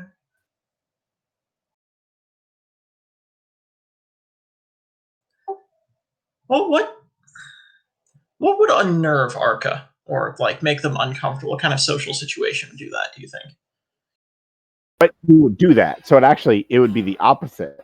It would be something that would be rather mundane, which is why he would not do it. Because it'd be boring. It would not scare him at all. Because if it was something scary, he would want to do it. Yeah, that's hack. That's not me. Oh, wrong person. Yeah. I'm sorry. My mind. No, the funny thing is you gotta realize I have awareness.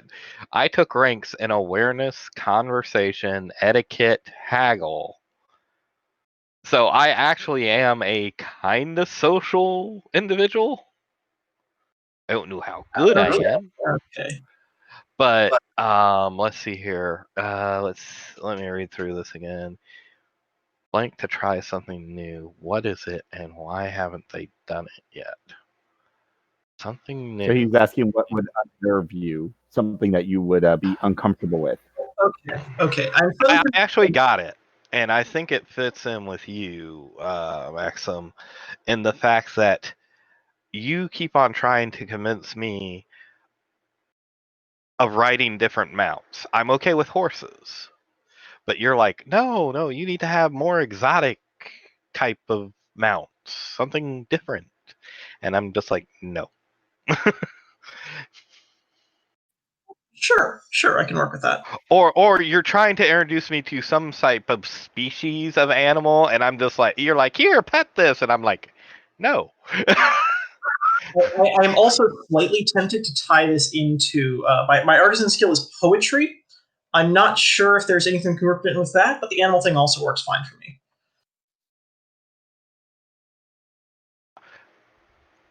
But it sounds like kind of a social character that probably isn't necessarily like, I'm trying to get you involved in something.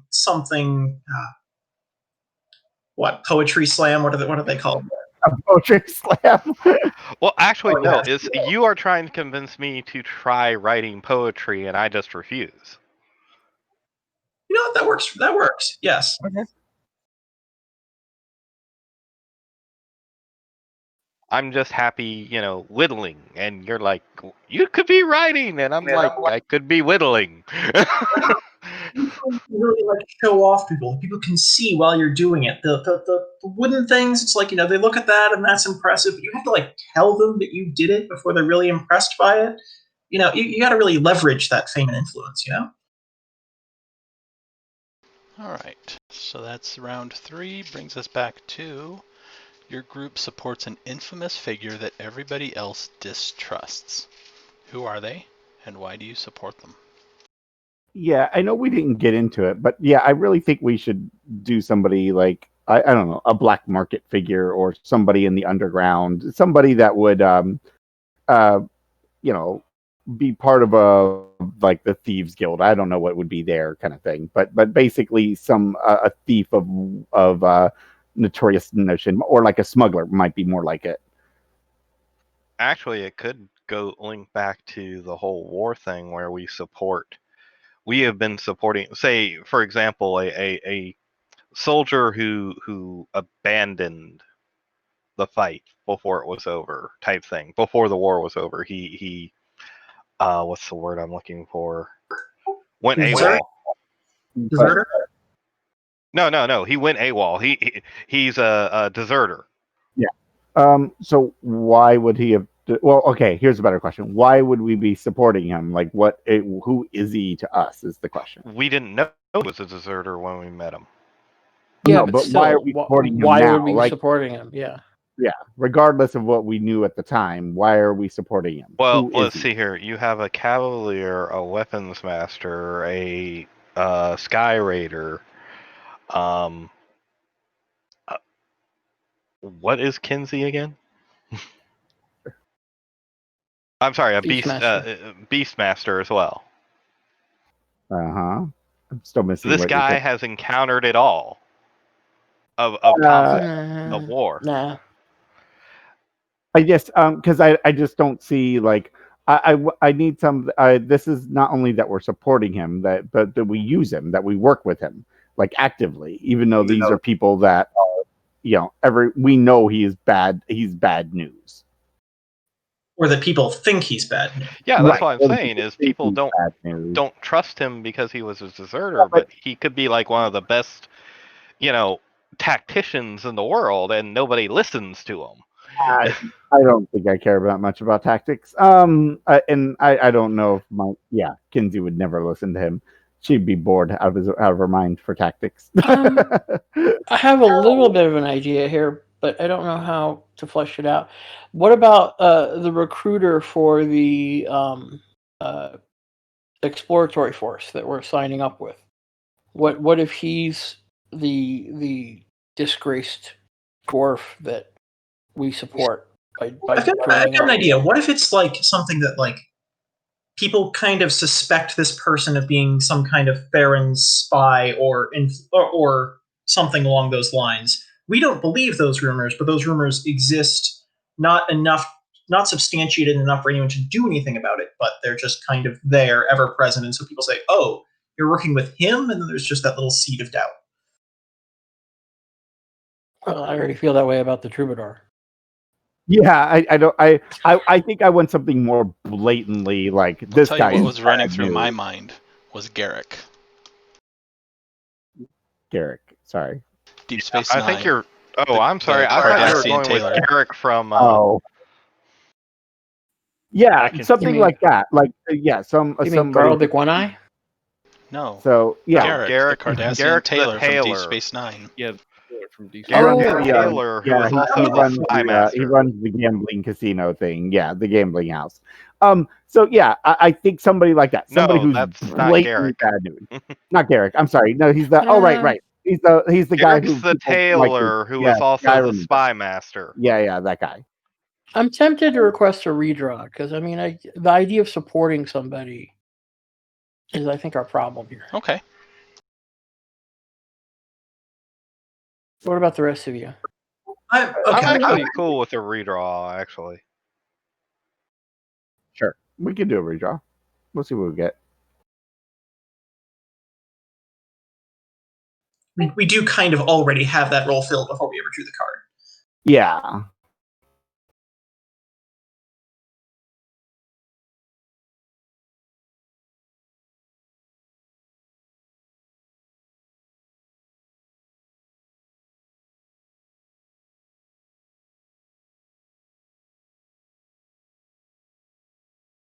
All right. I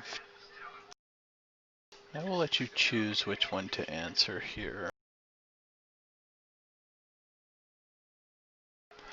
I have either the Magician, which is, what does the group believe is the reward for good deeds?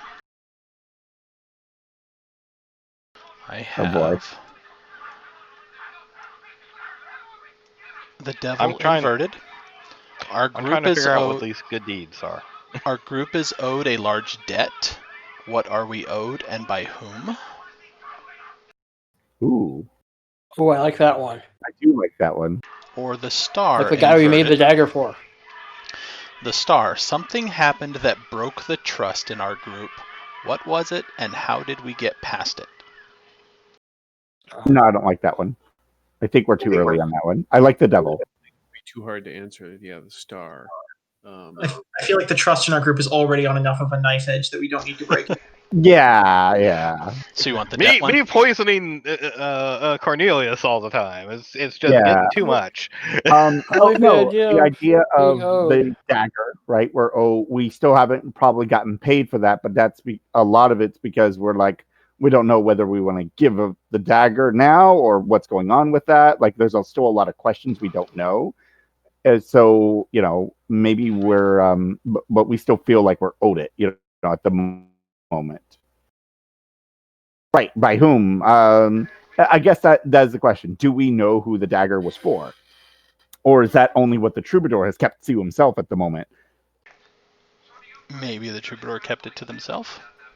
I kind of like that he kept it to himself. Maybe you got paid a adequate sum for crafting a dagger, but after going through all the trouble and after the fact realizing, just what exactly you did, maybe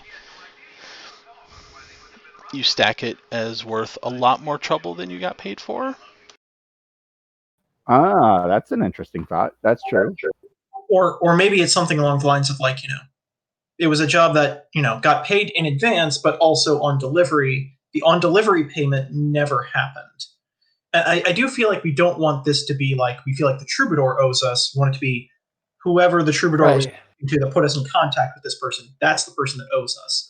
That could be I it. agree. Here's some money to craft this thing. You are to deliver it to such and such, and they will pay you the rest. And they kind of took it and pulled a ninja vanish. And we're not entirely certain who owes us money. Maybe we have some ideas about their identity, but not nearly enough. Yeah, I like the idea. I'm good with that. So do you think you're owed money, or maybe An explanation of what it was and why you needed it? an explanation? Maybe materials of some sort? Maybe they promised a thread item of some sort? Ooh, true. Oh. They wanted money, but then as time went on, what we really want now is just information in general. Maybe we originally wanted what we were owed for delivering it, but then when they kind of took and ran, we wanted more. Like, that thing that was left behind? Maybe this person knew where to find it. What thing that was left The behind? village that. Or No, smoke. One of us, yeah, one of us picked something where they had to leave something behind, right? Oh no, it was And I know that you came up with a decision for something already. I'm just saying, like, this could be like tied into that if you wanted to like change the story a little bit, right? Like, what if it was something that you've been looking for ever since, and this job was to get information that somebody had about where to find it? Actually, how about I just want to make an alternative suggestion. Maybe it was something like the original deal was like, okay, we're going to pay you so much money, you're going to deliver this dagger. Then we found out what was involved, and we're like, no, we can't do this for just money. Then they make some exorbitant promises like, oh, we're going to trade you thread items or some other things for that. And then that's why we kind of like got in way too deep and started trying to do a heist and all those kinds of things. Is like the money was too good, we got stupid, and then that never came through. Like, and then after the fact, it's kind of like, oh, maybe they made that promise without ever planning on delivering to us, just to get us to follow through. That's fine. I just was hoping that the reason would be personal, not like a thread item, some sort of like miscellaneous treasure. I was hoping it would be tied into like one of our characters on a personal level, which is why we would like actually get ourselves involved in a little heist. What could motivate us to do that? Especially in a place like Thrall, which is so cracked down on crime. It's a bit of a risk, right? So I'm thinking like the person who left something behind, maybe a piece of information on where to find something. Maybe they knew the location of a care that was rumored to have something that one of you finds very important. But would potentially entice both are.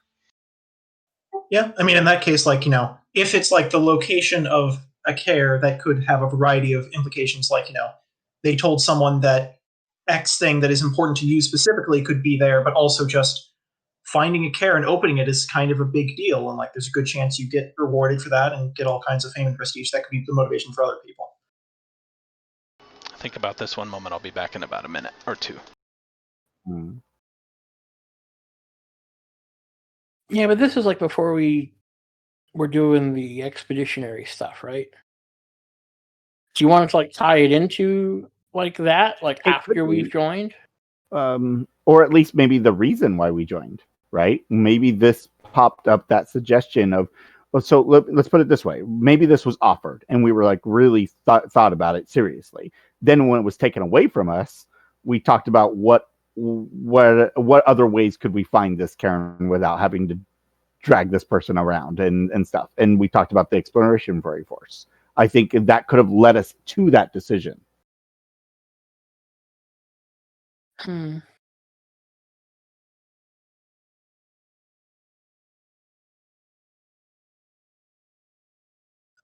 I feel like that works reasonably well. Does anyone have any ideas of like particular things tied into their backstory that they would want or expect to be in this care that would be motivating them? Because like Maxim's perfectly fine with just like, oh, you crack open a care, you're going to be famous. That's all he ever wanted. Right. Yeah, I do think the idea of maybe there's something in this care that does appeal and work for all of us, whether we have it that in our backstory right now or not, that there's something in there that does matter to each of us individually.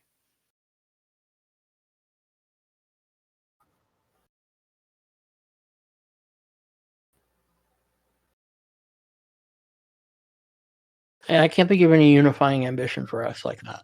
It doesn't have to be unifying. That's the interesting thing part, right? Like, yeah, but there has to be like a reason for all of us to want to go into. I mean, like, why did we get involved in the heist? Why did we decide to like? Why is this making this dagger important for like a critical something that we got in return? Why is that so valuable? I was thinking that we take could risks and stuff. I was just thinking, for our large debt, we could just, It was a random favor for somebody. It didn't have to be like this elaborate scheme or anything. It was just like, hey, can you deliver this to so-and-so for me? And we delivered it. But we never got any reward for it or anything. And, we just haven't seen the person since. So when we find them again or see them again, it's going to be like, hey, were we supposed to get anything for delivering this item?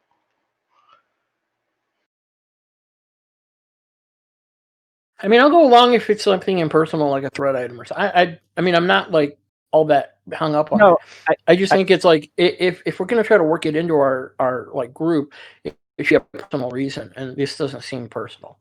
Well, it would be Like, so two things.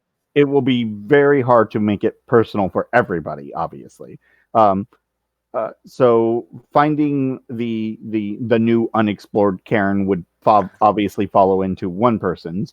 Maybe the location of that, or maybe there was something important about that was also important to another person. And I think as long as it hits about two people in the group, I think the rest of us would be willing to go along with it in kind, New cares are important to groups in general because you have first crack at the treasure in there and the fame that is involved with coming back with all the stories to tell. Right. Which clearly one of us would be more than happy with that one.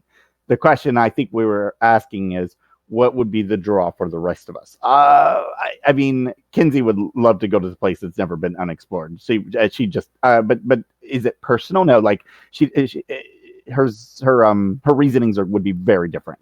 And I don't think anything in there would prompt her to be saying that is the place we have to go.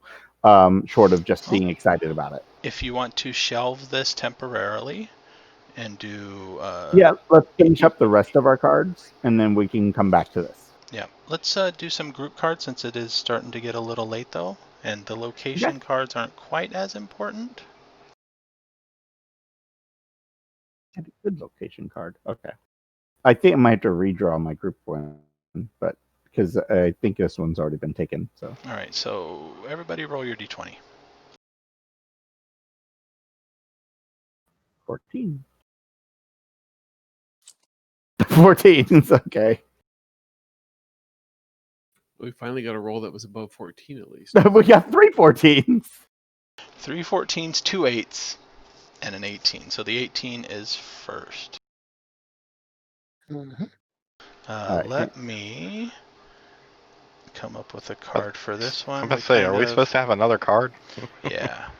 The other ones were kind of vetoed, so let me draw one for those. I mean, do we have to? Like, these are group ones already, right? So wouldn't it just be a little bit overdoing it by doing a group one in the middle of a group one, in the middle of our group ones? Not necessarily. Okay.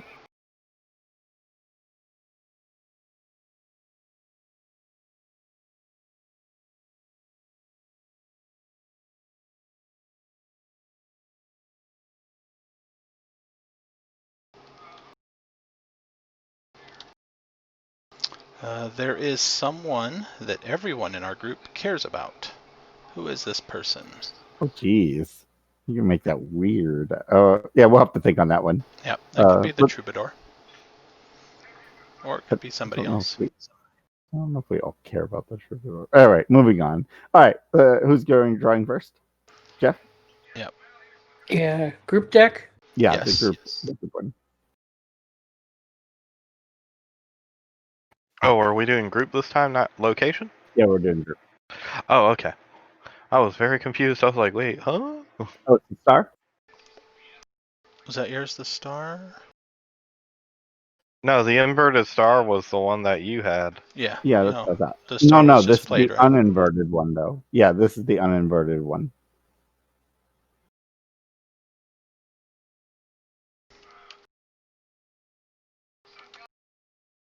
Something important happened that gave our group shared purpose. What was it?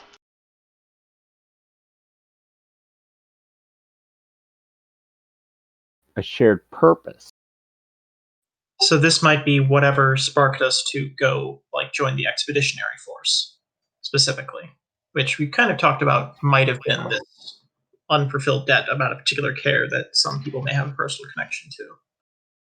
Yeah, I think we'll, at the very least, it fits okay with this particular card of having this unknown care that we want to go find, and that sort of that's what our purpose is at the moment, at least, you know. Something important. I don't know what else. So we know would what your be. shared purpose is, but what happened to spark that? Oh. The theft. Yeah, no. I mean, well, when we were talking about it, I guess it depends if we stick with that story that we did not get the information. So that's what cued it. Like when we were gypped our information, it cued us to think about other options.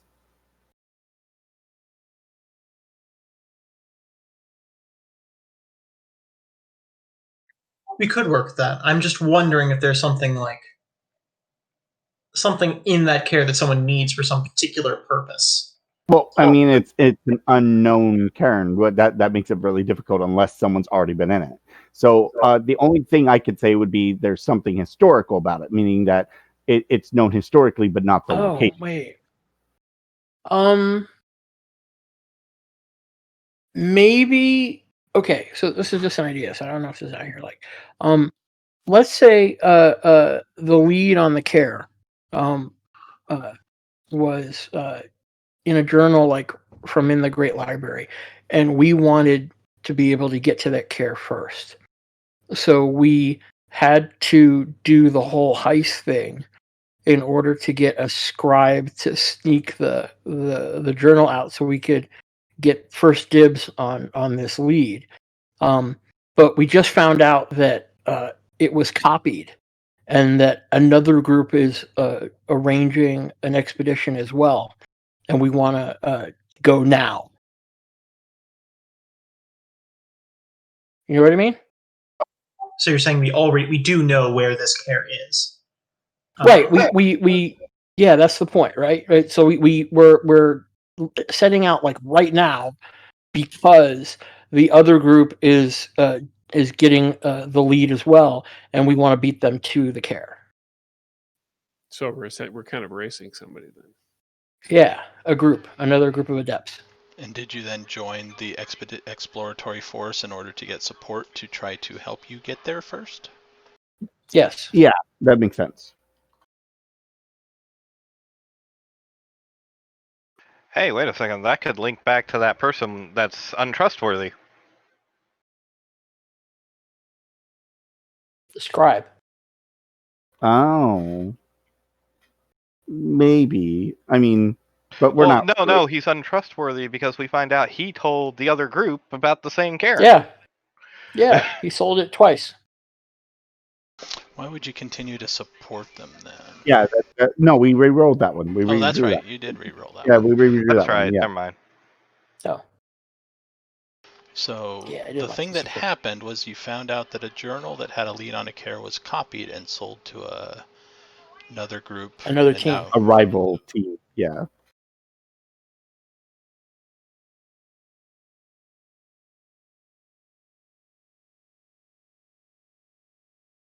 That's interesting. Yeah. No, I like it. I mean, I can follow with that.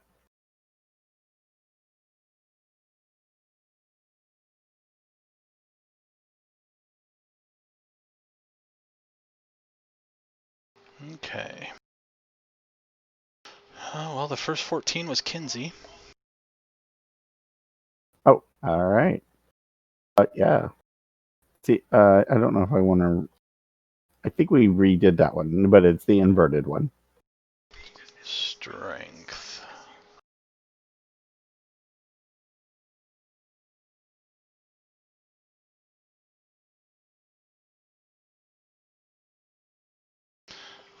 Yeah, you did the right side up version of this.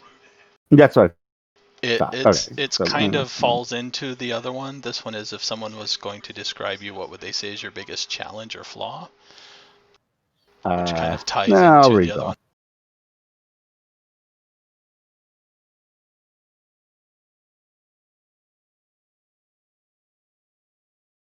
Inverted justice. What number is that? 11.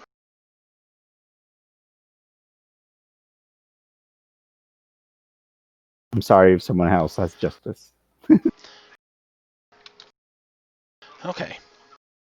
Each person in the group should pick one word to describe a negative aspect of their personality. Oh, already did. Arrogant. That was easy.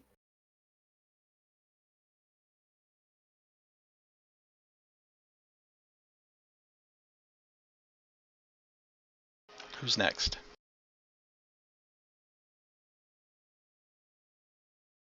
Well, I had a 14, but didn't No, somebody... answering this No. question. You have to answer the question. Each person has to pick a negative, like one word to describe a negative aspect of their personality.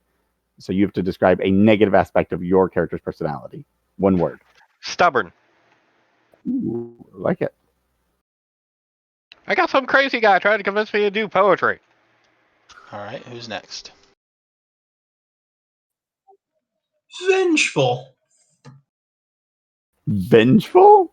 Nice. If I not necessarily like serious, I'm gonna murder you, but like if I get slighted, I just feel the need to get back at them at some point. Nice. Okay. Is that why you keep bugging me to learn to do poetry? You slighted me at some point, and now I need to make you. No, I slighted you by not doing poetry, so now you insist on... This is actually part of an elaborate plan for me to crush your self-esteem by making you write poetry and then criticizing it horrifically. Just don't worry about that. Destroying it. Okay. All right, who's next?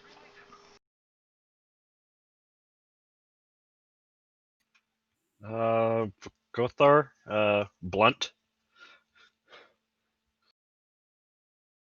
Fitz. Cornelius or Reckless? I'm going to say Cornelius. At least right now, I'm going to say unfocused.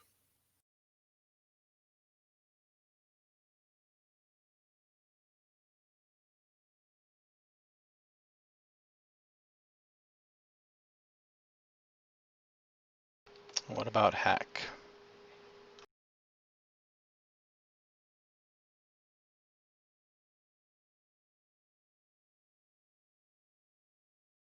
Are you stuck? Or are you muted? No, I don't think he's talking. I mean, it seems like he's already like creepy. Seems like the easy option considering he's been described so far. Terrifying, another decent one, although that's kind of positive and negative. Oh, what? Somebody? This is about me? Yes, Yeah. talking about you. You have to answer the question. You have to what? What was that? one word. I was typing. One word to describe a negative aspect of your personality. Oh. Unnerving? Ooh, Creepy? unnerving. Yeah, we called creepy. We were talking about creepy. We can go with Disturbed? unnerving. Disturbed. Which one do you want then? If I get to choose, Yeah, unnerving? you're choosing. Okay, unnerving. Unnerving? All right, that was Kinsey. So the next 14 is Kothar.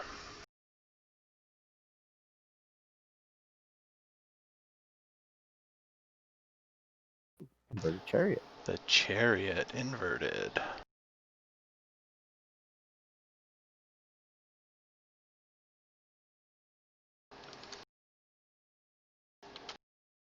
Together we failed to reach an important milestone or goal. What did we fail? Did we already get a similar one?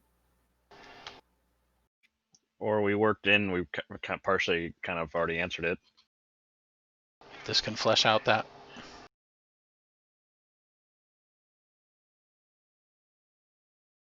I mean, Maybe this lead on the care was something that we were sitting on for a while. Like we knew about it. We knew we really should get to it, but we were delaying it for whatever reason. And then this finding out that we also had information lit a fire under our ass. or our failures are we procrastinated, is what you're saying. Or we were working on trying to get supplies to get so we can go get to it, which is why we potentially did some of the jobs we were doing, and then that's when we found out somebody else was going. So it shoved all of our planning, to the forefront, and we could kind of, we had to go now. Which Maybe is we why were we more would planning on use running the expedition force. guild to get the help. Or we this didn't- could just revolve around me poisoning Cornelius again. No, I think we're good. No, I'm okay with it. Like, basically, we were trying to do it on our own, but because we took so long, we ended up being forced to join the guild in order to basically get funding for this trip to get there faster. So our failure is our slowness of preparation, I guess you could say. Or we were taking the appropriate amount of preparation, and somebody else was able to just, beat it. Get more Right? through. Yeah.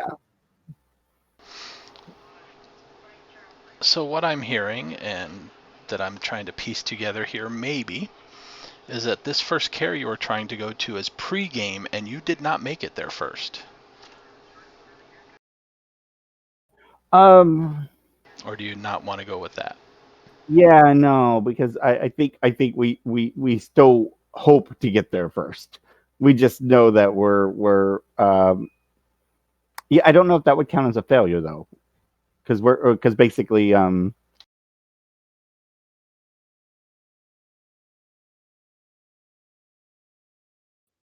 Okay, so the failure was failing to depart in a prompt manner.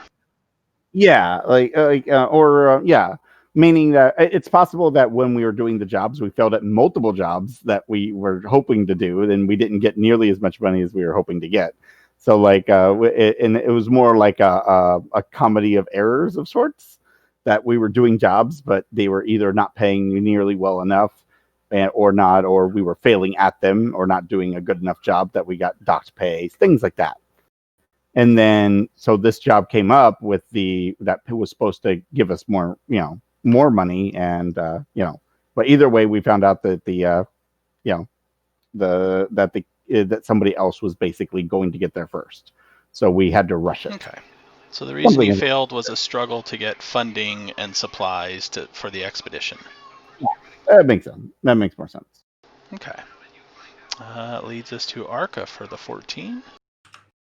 So we were going to try to do it on our own without the expeditionary force. That's what it sounds like. And we failed to be able to find a sponsor to help us get there. So we have to join the force in order to make it there before the other team. Maybe the reason that your journal was copied was because you couldn't get the money in time, and the scribe really needed money, so he went elsewhere, sold it ahead of you guys, and then when you finally had the money, he's like, well, here's a copy of it. I sort of got the impression that's why we got the dagger for him. That was what I was going with. Or that was the job that was too good to be true to try to get us that last little of supplies or money, and we didn't get the full payment out of it.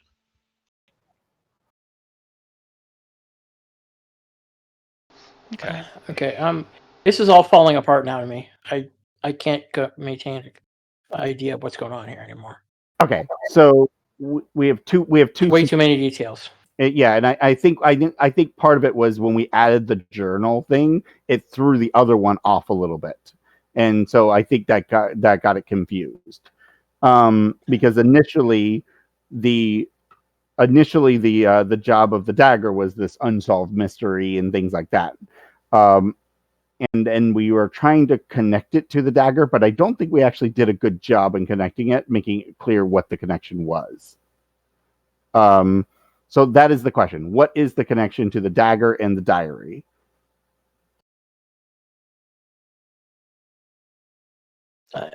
I'm asking other people if what their brains were thinking. Okay, here's like how I was seeing the progression of events as was being warped and twisted and retconned throughout this whole discussion. Yeah. But basically, like, we were all individually contacted by this shady troubadour who got us to do this job of making this dagger. Then we made the dagger, and we were given as a reward the location of this care, or information about where it was. We tried to set up some kind of expedition to go out on it on our own because, I don't know, either for whatever reason people didn't want to share that with the expeditionary force, share whatever glory there was or whatever rewards there were with the expeditionary force. But then that all fell through. We bungled some jobs in the middle there, and then someone else has the information, and they're heading out there first, and we're in the expeditionary force to try to catch up. Is that all making sense to people, or do they have different versions of this? That does seem to make sense to me. Yeah. Yeah. Kinda So connected. the diary is not directly connected to the dagger, so it was just a means to an end, or the dagger was a means to an end eventually. But It's still a mystery why it was made, why that person needed it made. Yeah, Correct. Right? with But the we didn't details is they made its it. own right. The dagger is its own mystery. But we didn't get fully paid for that. Correct. And now we're ending up as okay. I mean, one possibility for like the fully paid thing was like they were promising us, oh, we'll fund an expedition out to this place and give you location, and then they just gave us location and nothing else. As far as like the unpaid debt thing. Or maybe they they backed implied they would give you more info, and their only answer was, "There's a journal you should get from the Great Library." Oh, true. We could have got that. Could have been the information that we got instead of like the full expedition, which we were sort of suggested that we were supposed to get. Yeah, if you want to tie it together overall, or you can just leave them as separate. Like tying them together works. It's like, and then we were working to try to get this journal in time. Too slow. Problems happened. Right. Once we found out that we did, the guy's like, we got it out of him that he had already, given it to somebody else as well. I'm gonna try and like rewrite this into one coherent story afterwards. But, yeah. Once I will post the document down there, and then we can like tweak individual aspects to try to link them. All right, so Arca's card. What did you? It's the High Priestess inverted. It's to the left. Oh, okay, I see it. This one? Okay. As far as I know, that one hadn't popped up yet. It has not. And this one, since we're not at the same table, we'll have to... Everybody type in chat the name of the character in the group you trust the least. Go.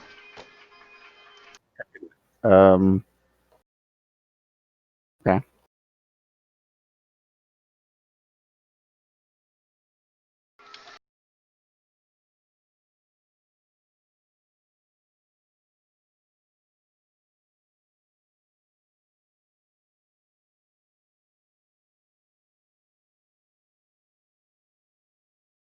That's speciesism, Cornelius.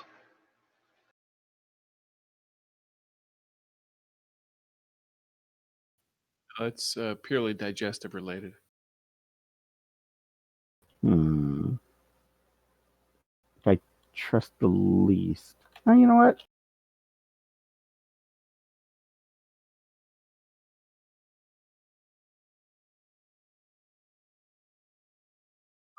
Types in own name. No. Well, I feel weird because, like, although technically it might be hack, it's just weird that because hack is sort of this natural distrust. But I don't feel she would actually just trust him that much.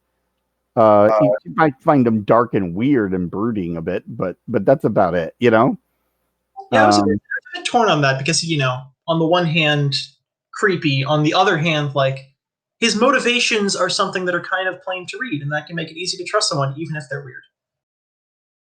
Yeah. So I had to think of who else she might actually not trust. And remember, there's a big taboo that kind of encourages people to mistrust Nethermancers. Yeah. Nethermancers are kind of used to it.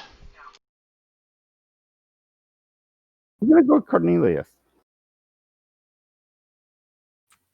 Good choice. So Kothar is the most trusted since everybody distrusts everybody else. I was holding everybody together. Yes. Nobody mistrusts you. See? You're the glue of the group. It's fine. So that means I should not die in the first 10 minutes of this game, right? No, you should No. not. All right, we're down to the 8s. That is Maxim. Okay, what do I have here?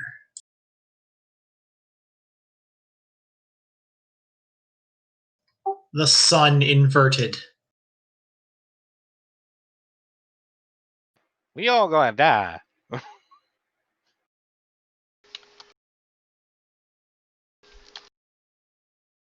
What do we do as a group when we are feeling down?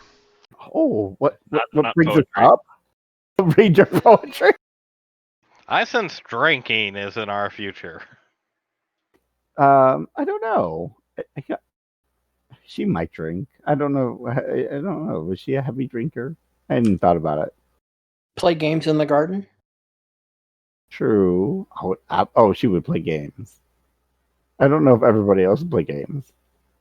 Would you guys play games with her? She would Cards. absolutely teach you lots of games. Zinda definitely would. I don't know. Would Cornelius play games? He probably would play games, but he would do it through his puppets.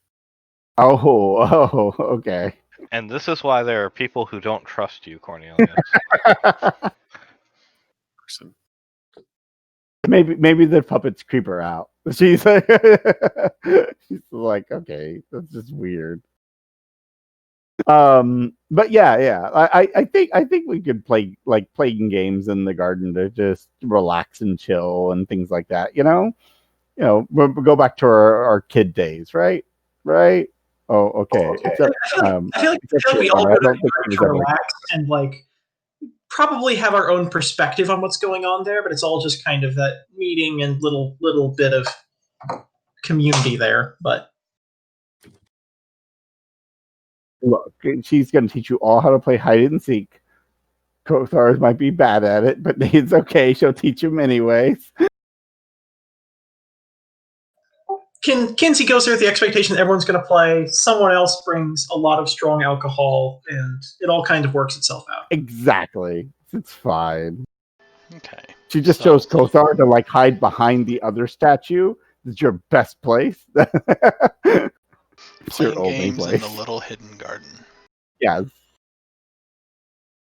And we all know Kothar has the best poker face. Yes. Right. Cornelius, you're next. And looks like the last one of this round. Yep. And I've got Wheel of Fortune. Ooh, nice. Ooh, we haven't seen this one. No, I know. Ceramic Dog for 200. Ominous. Wheel of Fish. If all we get is fish out of this card, then you know what? I don't want it. Red Snapper. Trying to see what the inverted one is. Okay. All right. So your question. Our group had a streak of good luck and did something amazing. What was it? We had good luck? Whoa. Wait. That sounds awesome. Maybe we should do the inverted because that's probably bad luck, isn't it? Sounds more like us. Maybe the good luck was that heist and actually completing the dagger and. True. Yeah. I mean, it seems like we were utterly unequipped for what we theoretically accomplished there. So I feel like we got to spend this there. It's just that went off without a hitch, and that might have actually been a good bonding experience for the group. Is oh man, I didn't think I could pull that off. These guys must be really good. All of us think that. No one is right. No one is good at their jobs there, but it worked. And maybe behind the scenes there was a certain troubadour orchestrating little bits here and there to make it seem like you guys were. Absolutely could have been. No, I kind of like that. I was gonna have that stick with being a bad luck thing, but I think that the fact that we pulled that off, and that kind of put us down this path that we're on. I like that. It probably gave us a little bit of confidence that we, as a group, that we could actually accomplish something. We can do something. Yeah, maybe somebody was trying to form you into a group and used this nearly impossible thing to say, hey, they work well together. Mm-hmm. It was mostly luck, but we don't care about that. All right. And then the troop with Elminster the whole time. So then back to this question. Someone that everyone in the group cares about. Who is this person? You know, As I said, I But think he- we decide Kothar after that last one. Do you want to go with the No. troubadour? no, I actually don't think we all care for the troubadour that much. But I think we could have like maybe an innkeeper that we all like or something. Somebody that we all like and trust, who's the local bar maiden. I don't know, somebody that we can chat with. What and about stuff like a that. tavern owner that allows us to play our games and drink our drink and be festive? Chesbury.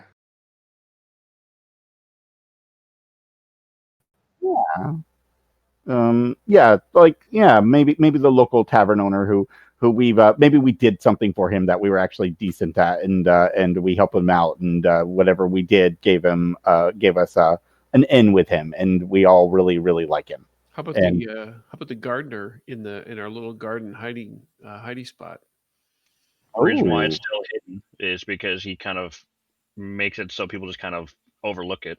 Yeah, he didn't even realize it was there, and then we found it, and then because he found us having found Right. it, we took good Playing care around of it. So probably. he's like, yeah, okay, I got your back on this one. You guys Oh, can that's an keep interesting one. So this little gardener that pops in and stuff, and he's very likable. Maybe even plays games with us whenever we play. Like okay, I could absolutely see that. Kinsey would love that guy.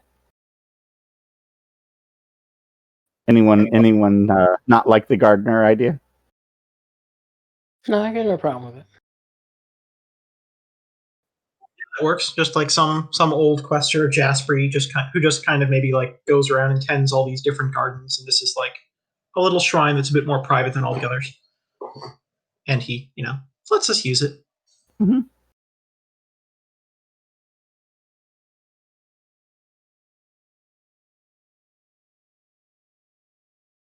All right, so the gardener that tends the group's little hidden garden and works to keep it a little hidden from general populace. Yeah.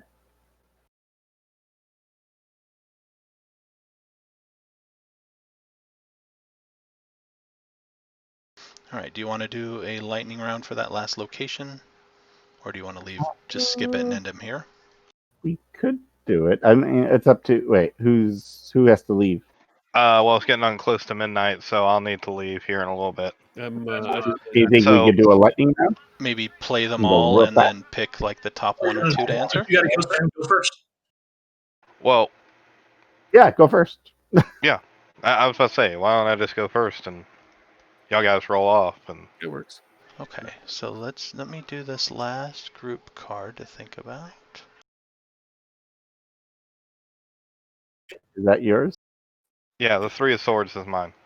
Oh, fancy. So the last group card I have is Temperance. Our group talked our way out of a serious situation. What was it and what happened? Okay. And we All right. What's the three? don't have to answer this at the end. Wait, just hang look on. it I up. think I might have an idea for this. We were trying to save. Did we stick with we were trying to save up money to go to the Karen? Yes, pretty much. Yeah. Okay, so the tough situation we got into was the fact that we didn't come up with the money and we were going to hire an airship, so we had already talked to an airship captain. And when we couldn't deliver, we managed to talk our way out of not having a pissed off airship captain. Or it could just be the investigation on the theft of the blood charm. Yeah, I think maybe we actually got ourselves out of that bit of trouble. Like we are not under suspicion at least at the moment for that investigation. Especially because now we are skipping. Yeah. All right, let's table that one real quick then. All right, Three of Swords inverted. Where in our location do you go to let off some steam and act out? Didn't we make that already? Your little garden? I don't know. This isn't necessarily a group thing. This is a personal card, right? Yeah, exactly. This could be personal. So I'm going to say I frequently go down to the river, especially the one that would lead back to my village, because it brings me just that much closer to my village for a little while. And I can let off steam, I can go swimming, I can enjoy the water type thing. Got it. Let's just go left to right now. Play them in that order. So Kinsey, you're first.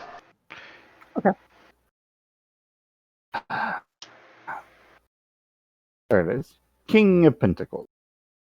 Upright.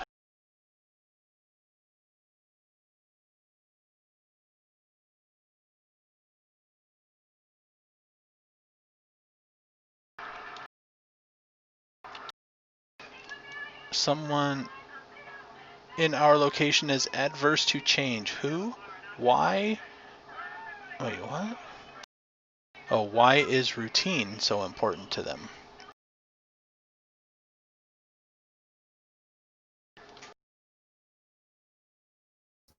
Adverse to change. That could be the troubadour. Maybe he actually meets at a very specific time every time. He doesn't change. He's very, very punctual on everything he does. Sounds good. But why? That could be unknown for now too.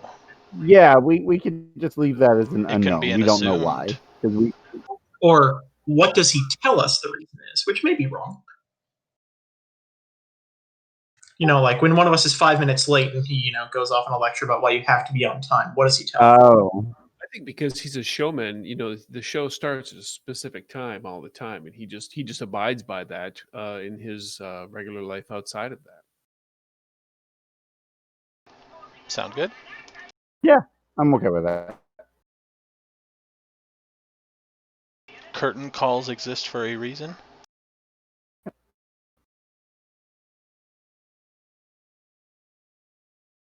Who's next? Okay, I'm up next, right? Yes. 10 of Pentacles inverted. I think Do we already have? I think we had the 10. Yeah, we did because I had it. Yeah, celebrated. You can answer this if you want or redraw. Your location has a tragic past. What tragedy occurred here? Maybe something bad happened in the garden? Or you can redraw. I kind of want to add a new location of some kind, but Oh, good. let's see.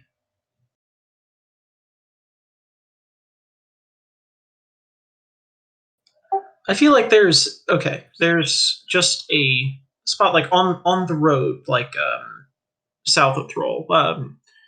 Maxim has like his family are down there, and he's mostly kind of separated from them. But at one point, one of them was coming to visit him, and they never showed up. And he went to find out why, and they were dead. And not sure what killed them or how they died. But there's some particular point along that road, perhaps like a river crossing, or is there like maybe not a river, but like a stream or something along that route, where just it turns out they had been killed by something, and he doesn't know why or if it was just an accident, and that really bums him out.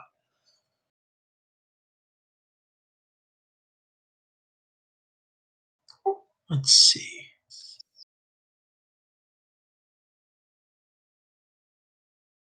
So a family member died somewhere along the road, unexplained. So it's a mystery and it really bugs them. I think there is like some simple, straightforward explanation, like, oh yeah, the path was steep and they slipped and they broke their neck. But there's always that doubt. It's a very accepted situation that doesn't pertain to the person. If you knew the person that happened to, they never would have slipped. Or something like that. All right. Yeah, that makes sense. Kothar.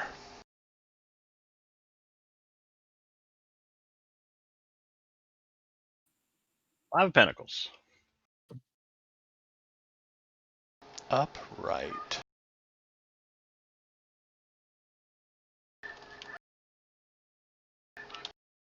A group of people in our location purposefully damaged something. What was damaged and why? So it's not us, but some other group of people damaged stuff. Yes. But did they damage the garden? What losers!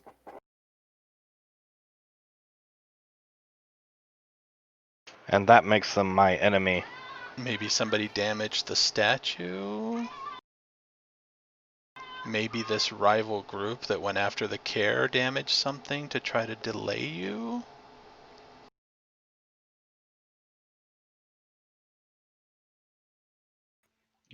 Part of the reason why we didn't get enough money for when we were doing the jobs is they did something during the job that pretty much made it so we didn't get paid fully or get paid at all. Sabotage. There we go. That's the word I was looking for.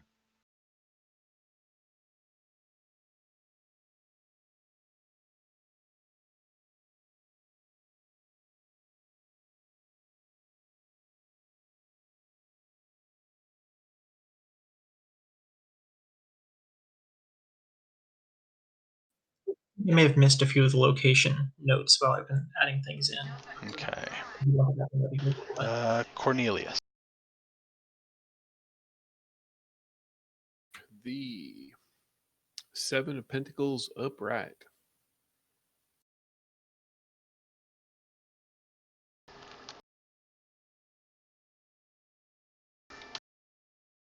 Some people in our location are superstitious. What do they believe brings good luck?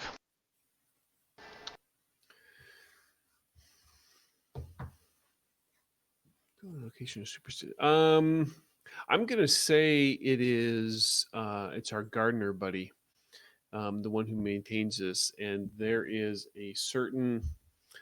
Not only is there a certain plant that he feels that does maintain good luck, but it also the level of the luck that you get depends upon where it's clipped off of the bush and where you wear it on your person. He has this extremely complex formula that only he knows, and he just recites it all the time, and none of us ever seem to be able to pick it up. And it has everything to do with the level of luck that you get. Okay. Maybe he gives you playful test. Each of you snip a clipping, and he'll judge you afterward. Exactly. Yeah, there's some level of fate involved in that. Okay. Hack, Rackless, last card.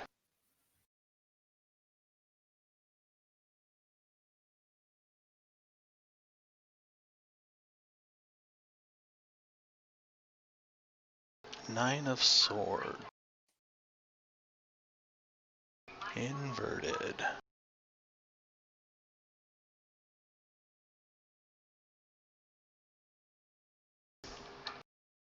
This is interesting. Many people in our location just won't face reality. What hard truth are they avoiding? We aren't going to win this war, man. It's over. Hard truth. Okay. Or do you want to redraw?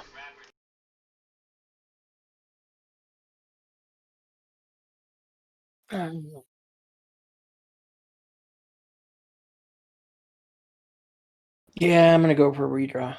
Okay. Out of the location deck.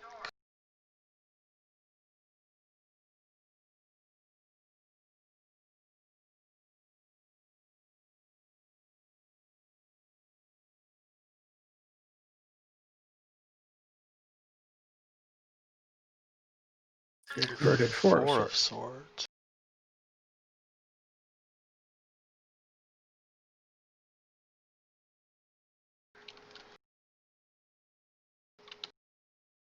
Someone vital left our location but returned. Why did they leave? And what brought them back?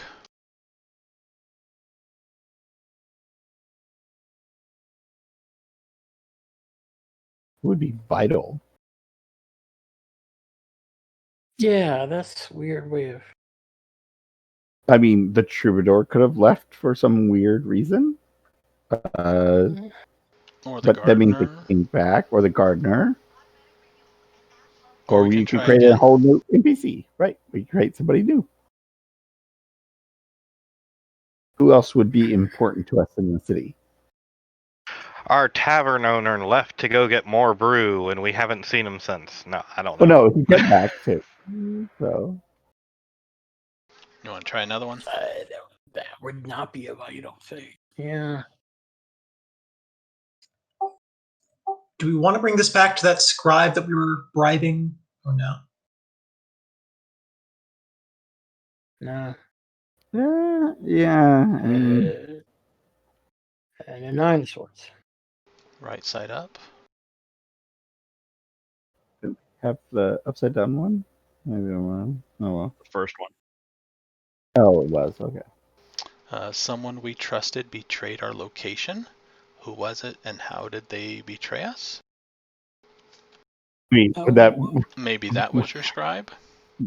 yeah, that would be the scribe, right? Yeah. It betrayed the location of the thing. That would be the scribe. Mm-hmm. What if this scribe is actually like trying to like extort money out of us? Is like, no, you better pay this amount, or else I'm going to hand over this information to someone else. It's like as soon as we asked about it, then he knew it was important, and then he started trying to get stuff out of us. Kept upping the that'll work. price. Yeah. That'll work.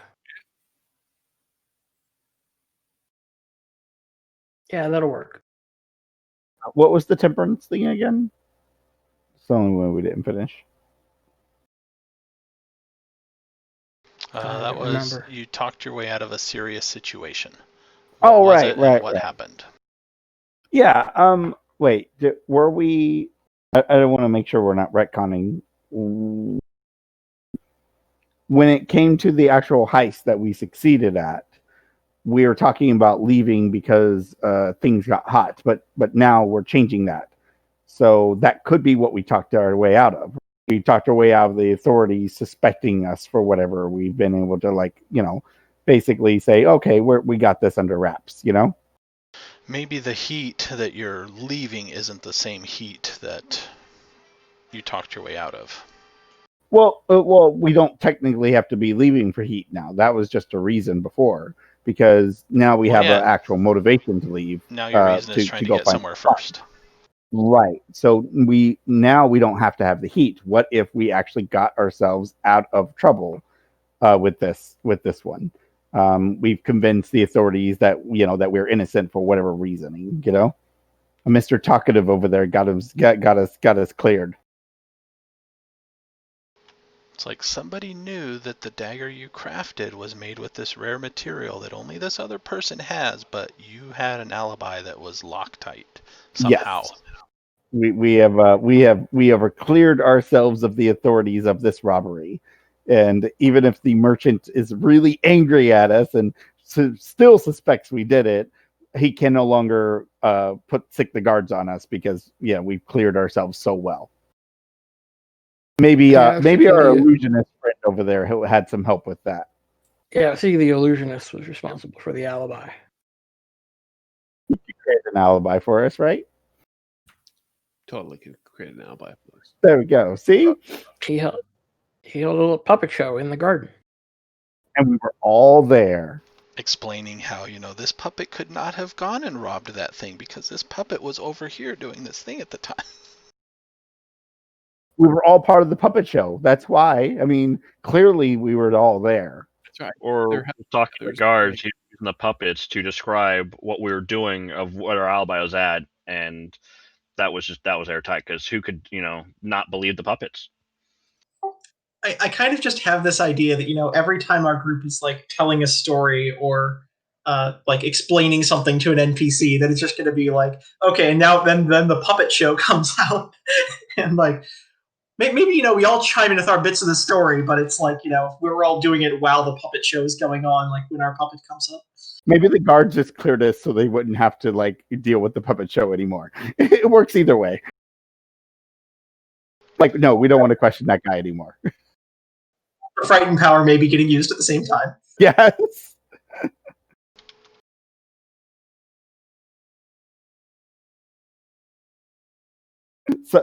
Somehow Cornelius turns out to be just a little bit more creepy than Hack, and we don't know how.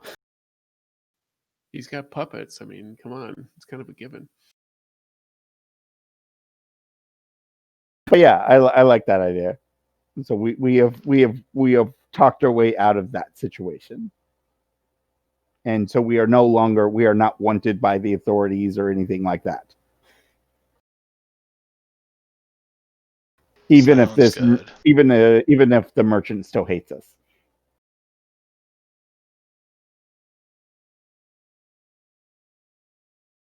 I think we've made a permanent enemy out of this merchant. All right, so there's the copy paste of the. It's just a text file. It looks like it'll download when you click on it. It worked for me. Yeah, we could clean it up later. Yeah, clean it up, throw it into a Google Doc, and then kind of structure a path that links everything together. If we need to tweak a few things afterwards, we can do that too. I think it's definitely gotten the group motivated to go somewhere and having ties together. Yes.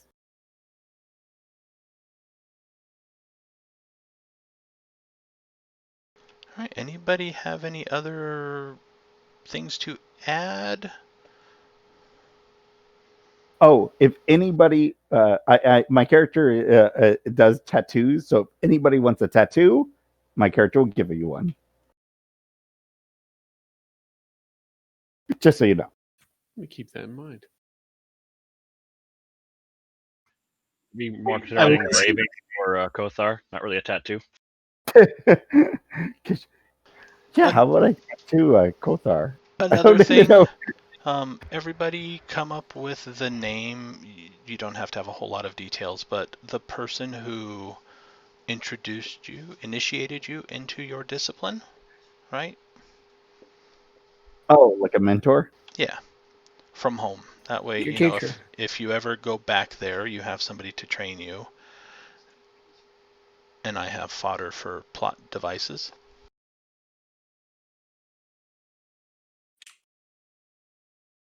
Okay. But just in your character notes, put down, you know, who your teacher was, their name, brief description. Okay, I'm probably gonna have to do that later. So Yeah, it's not immediate. All right, I think then that is it. Let me stop the recording.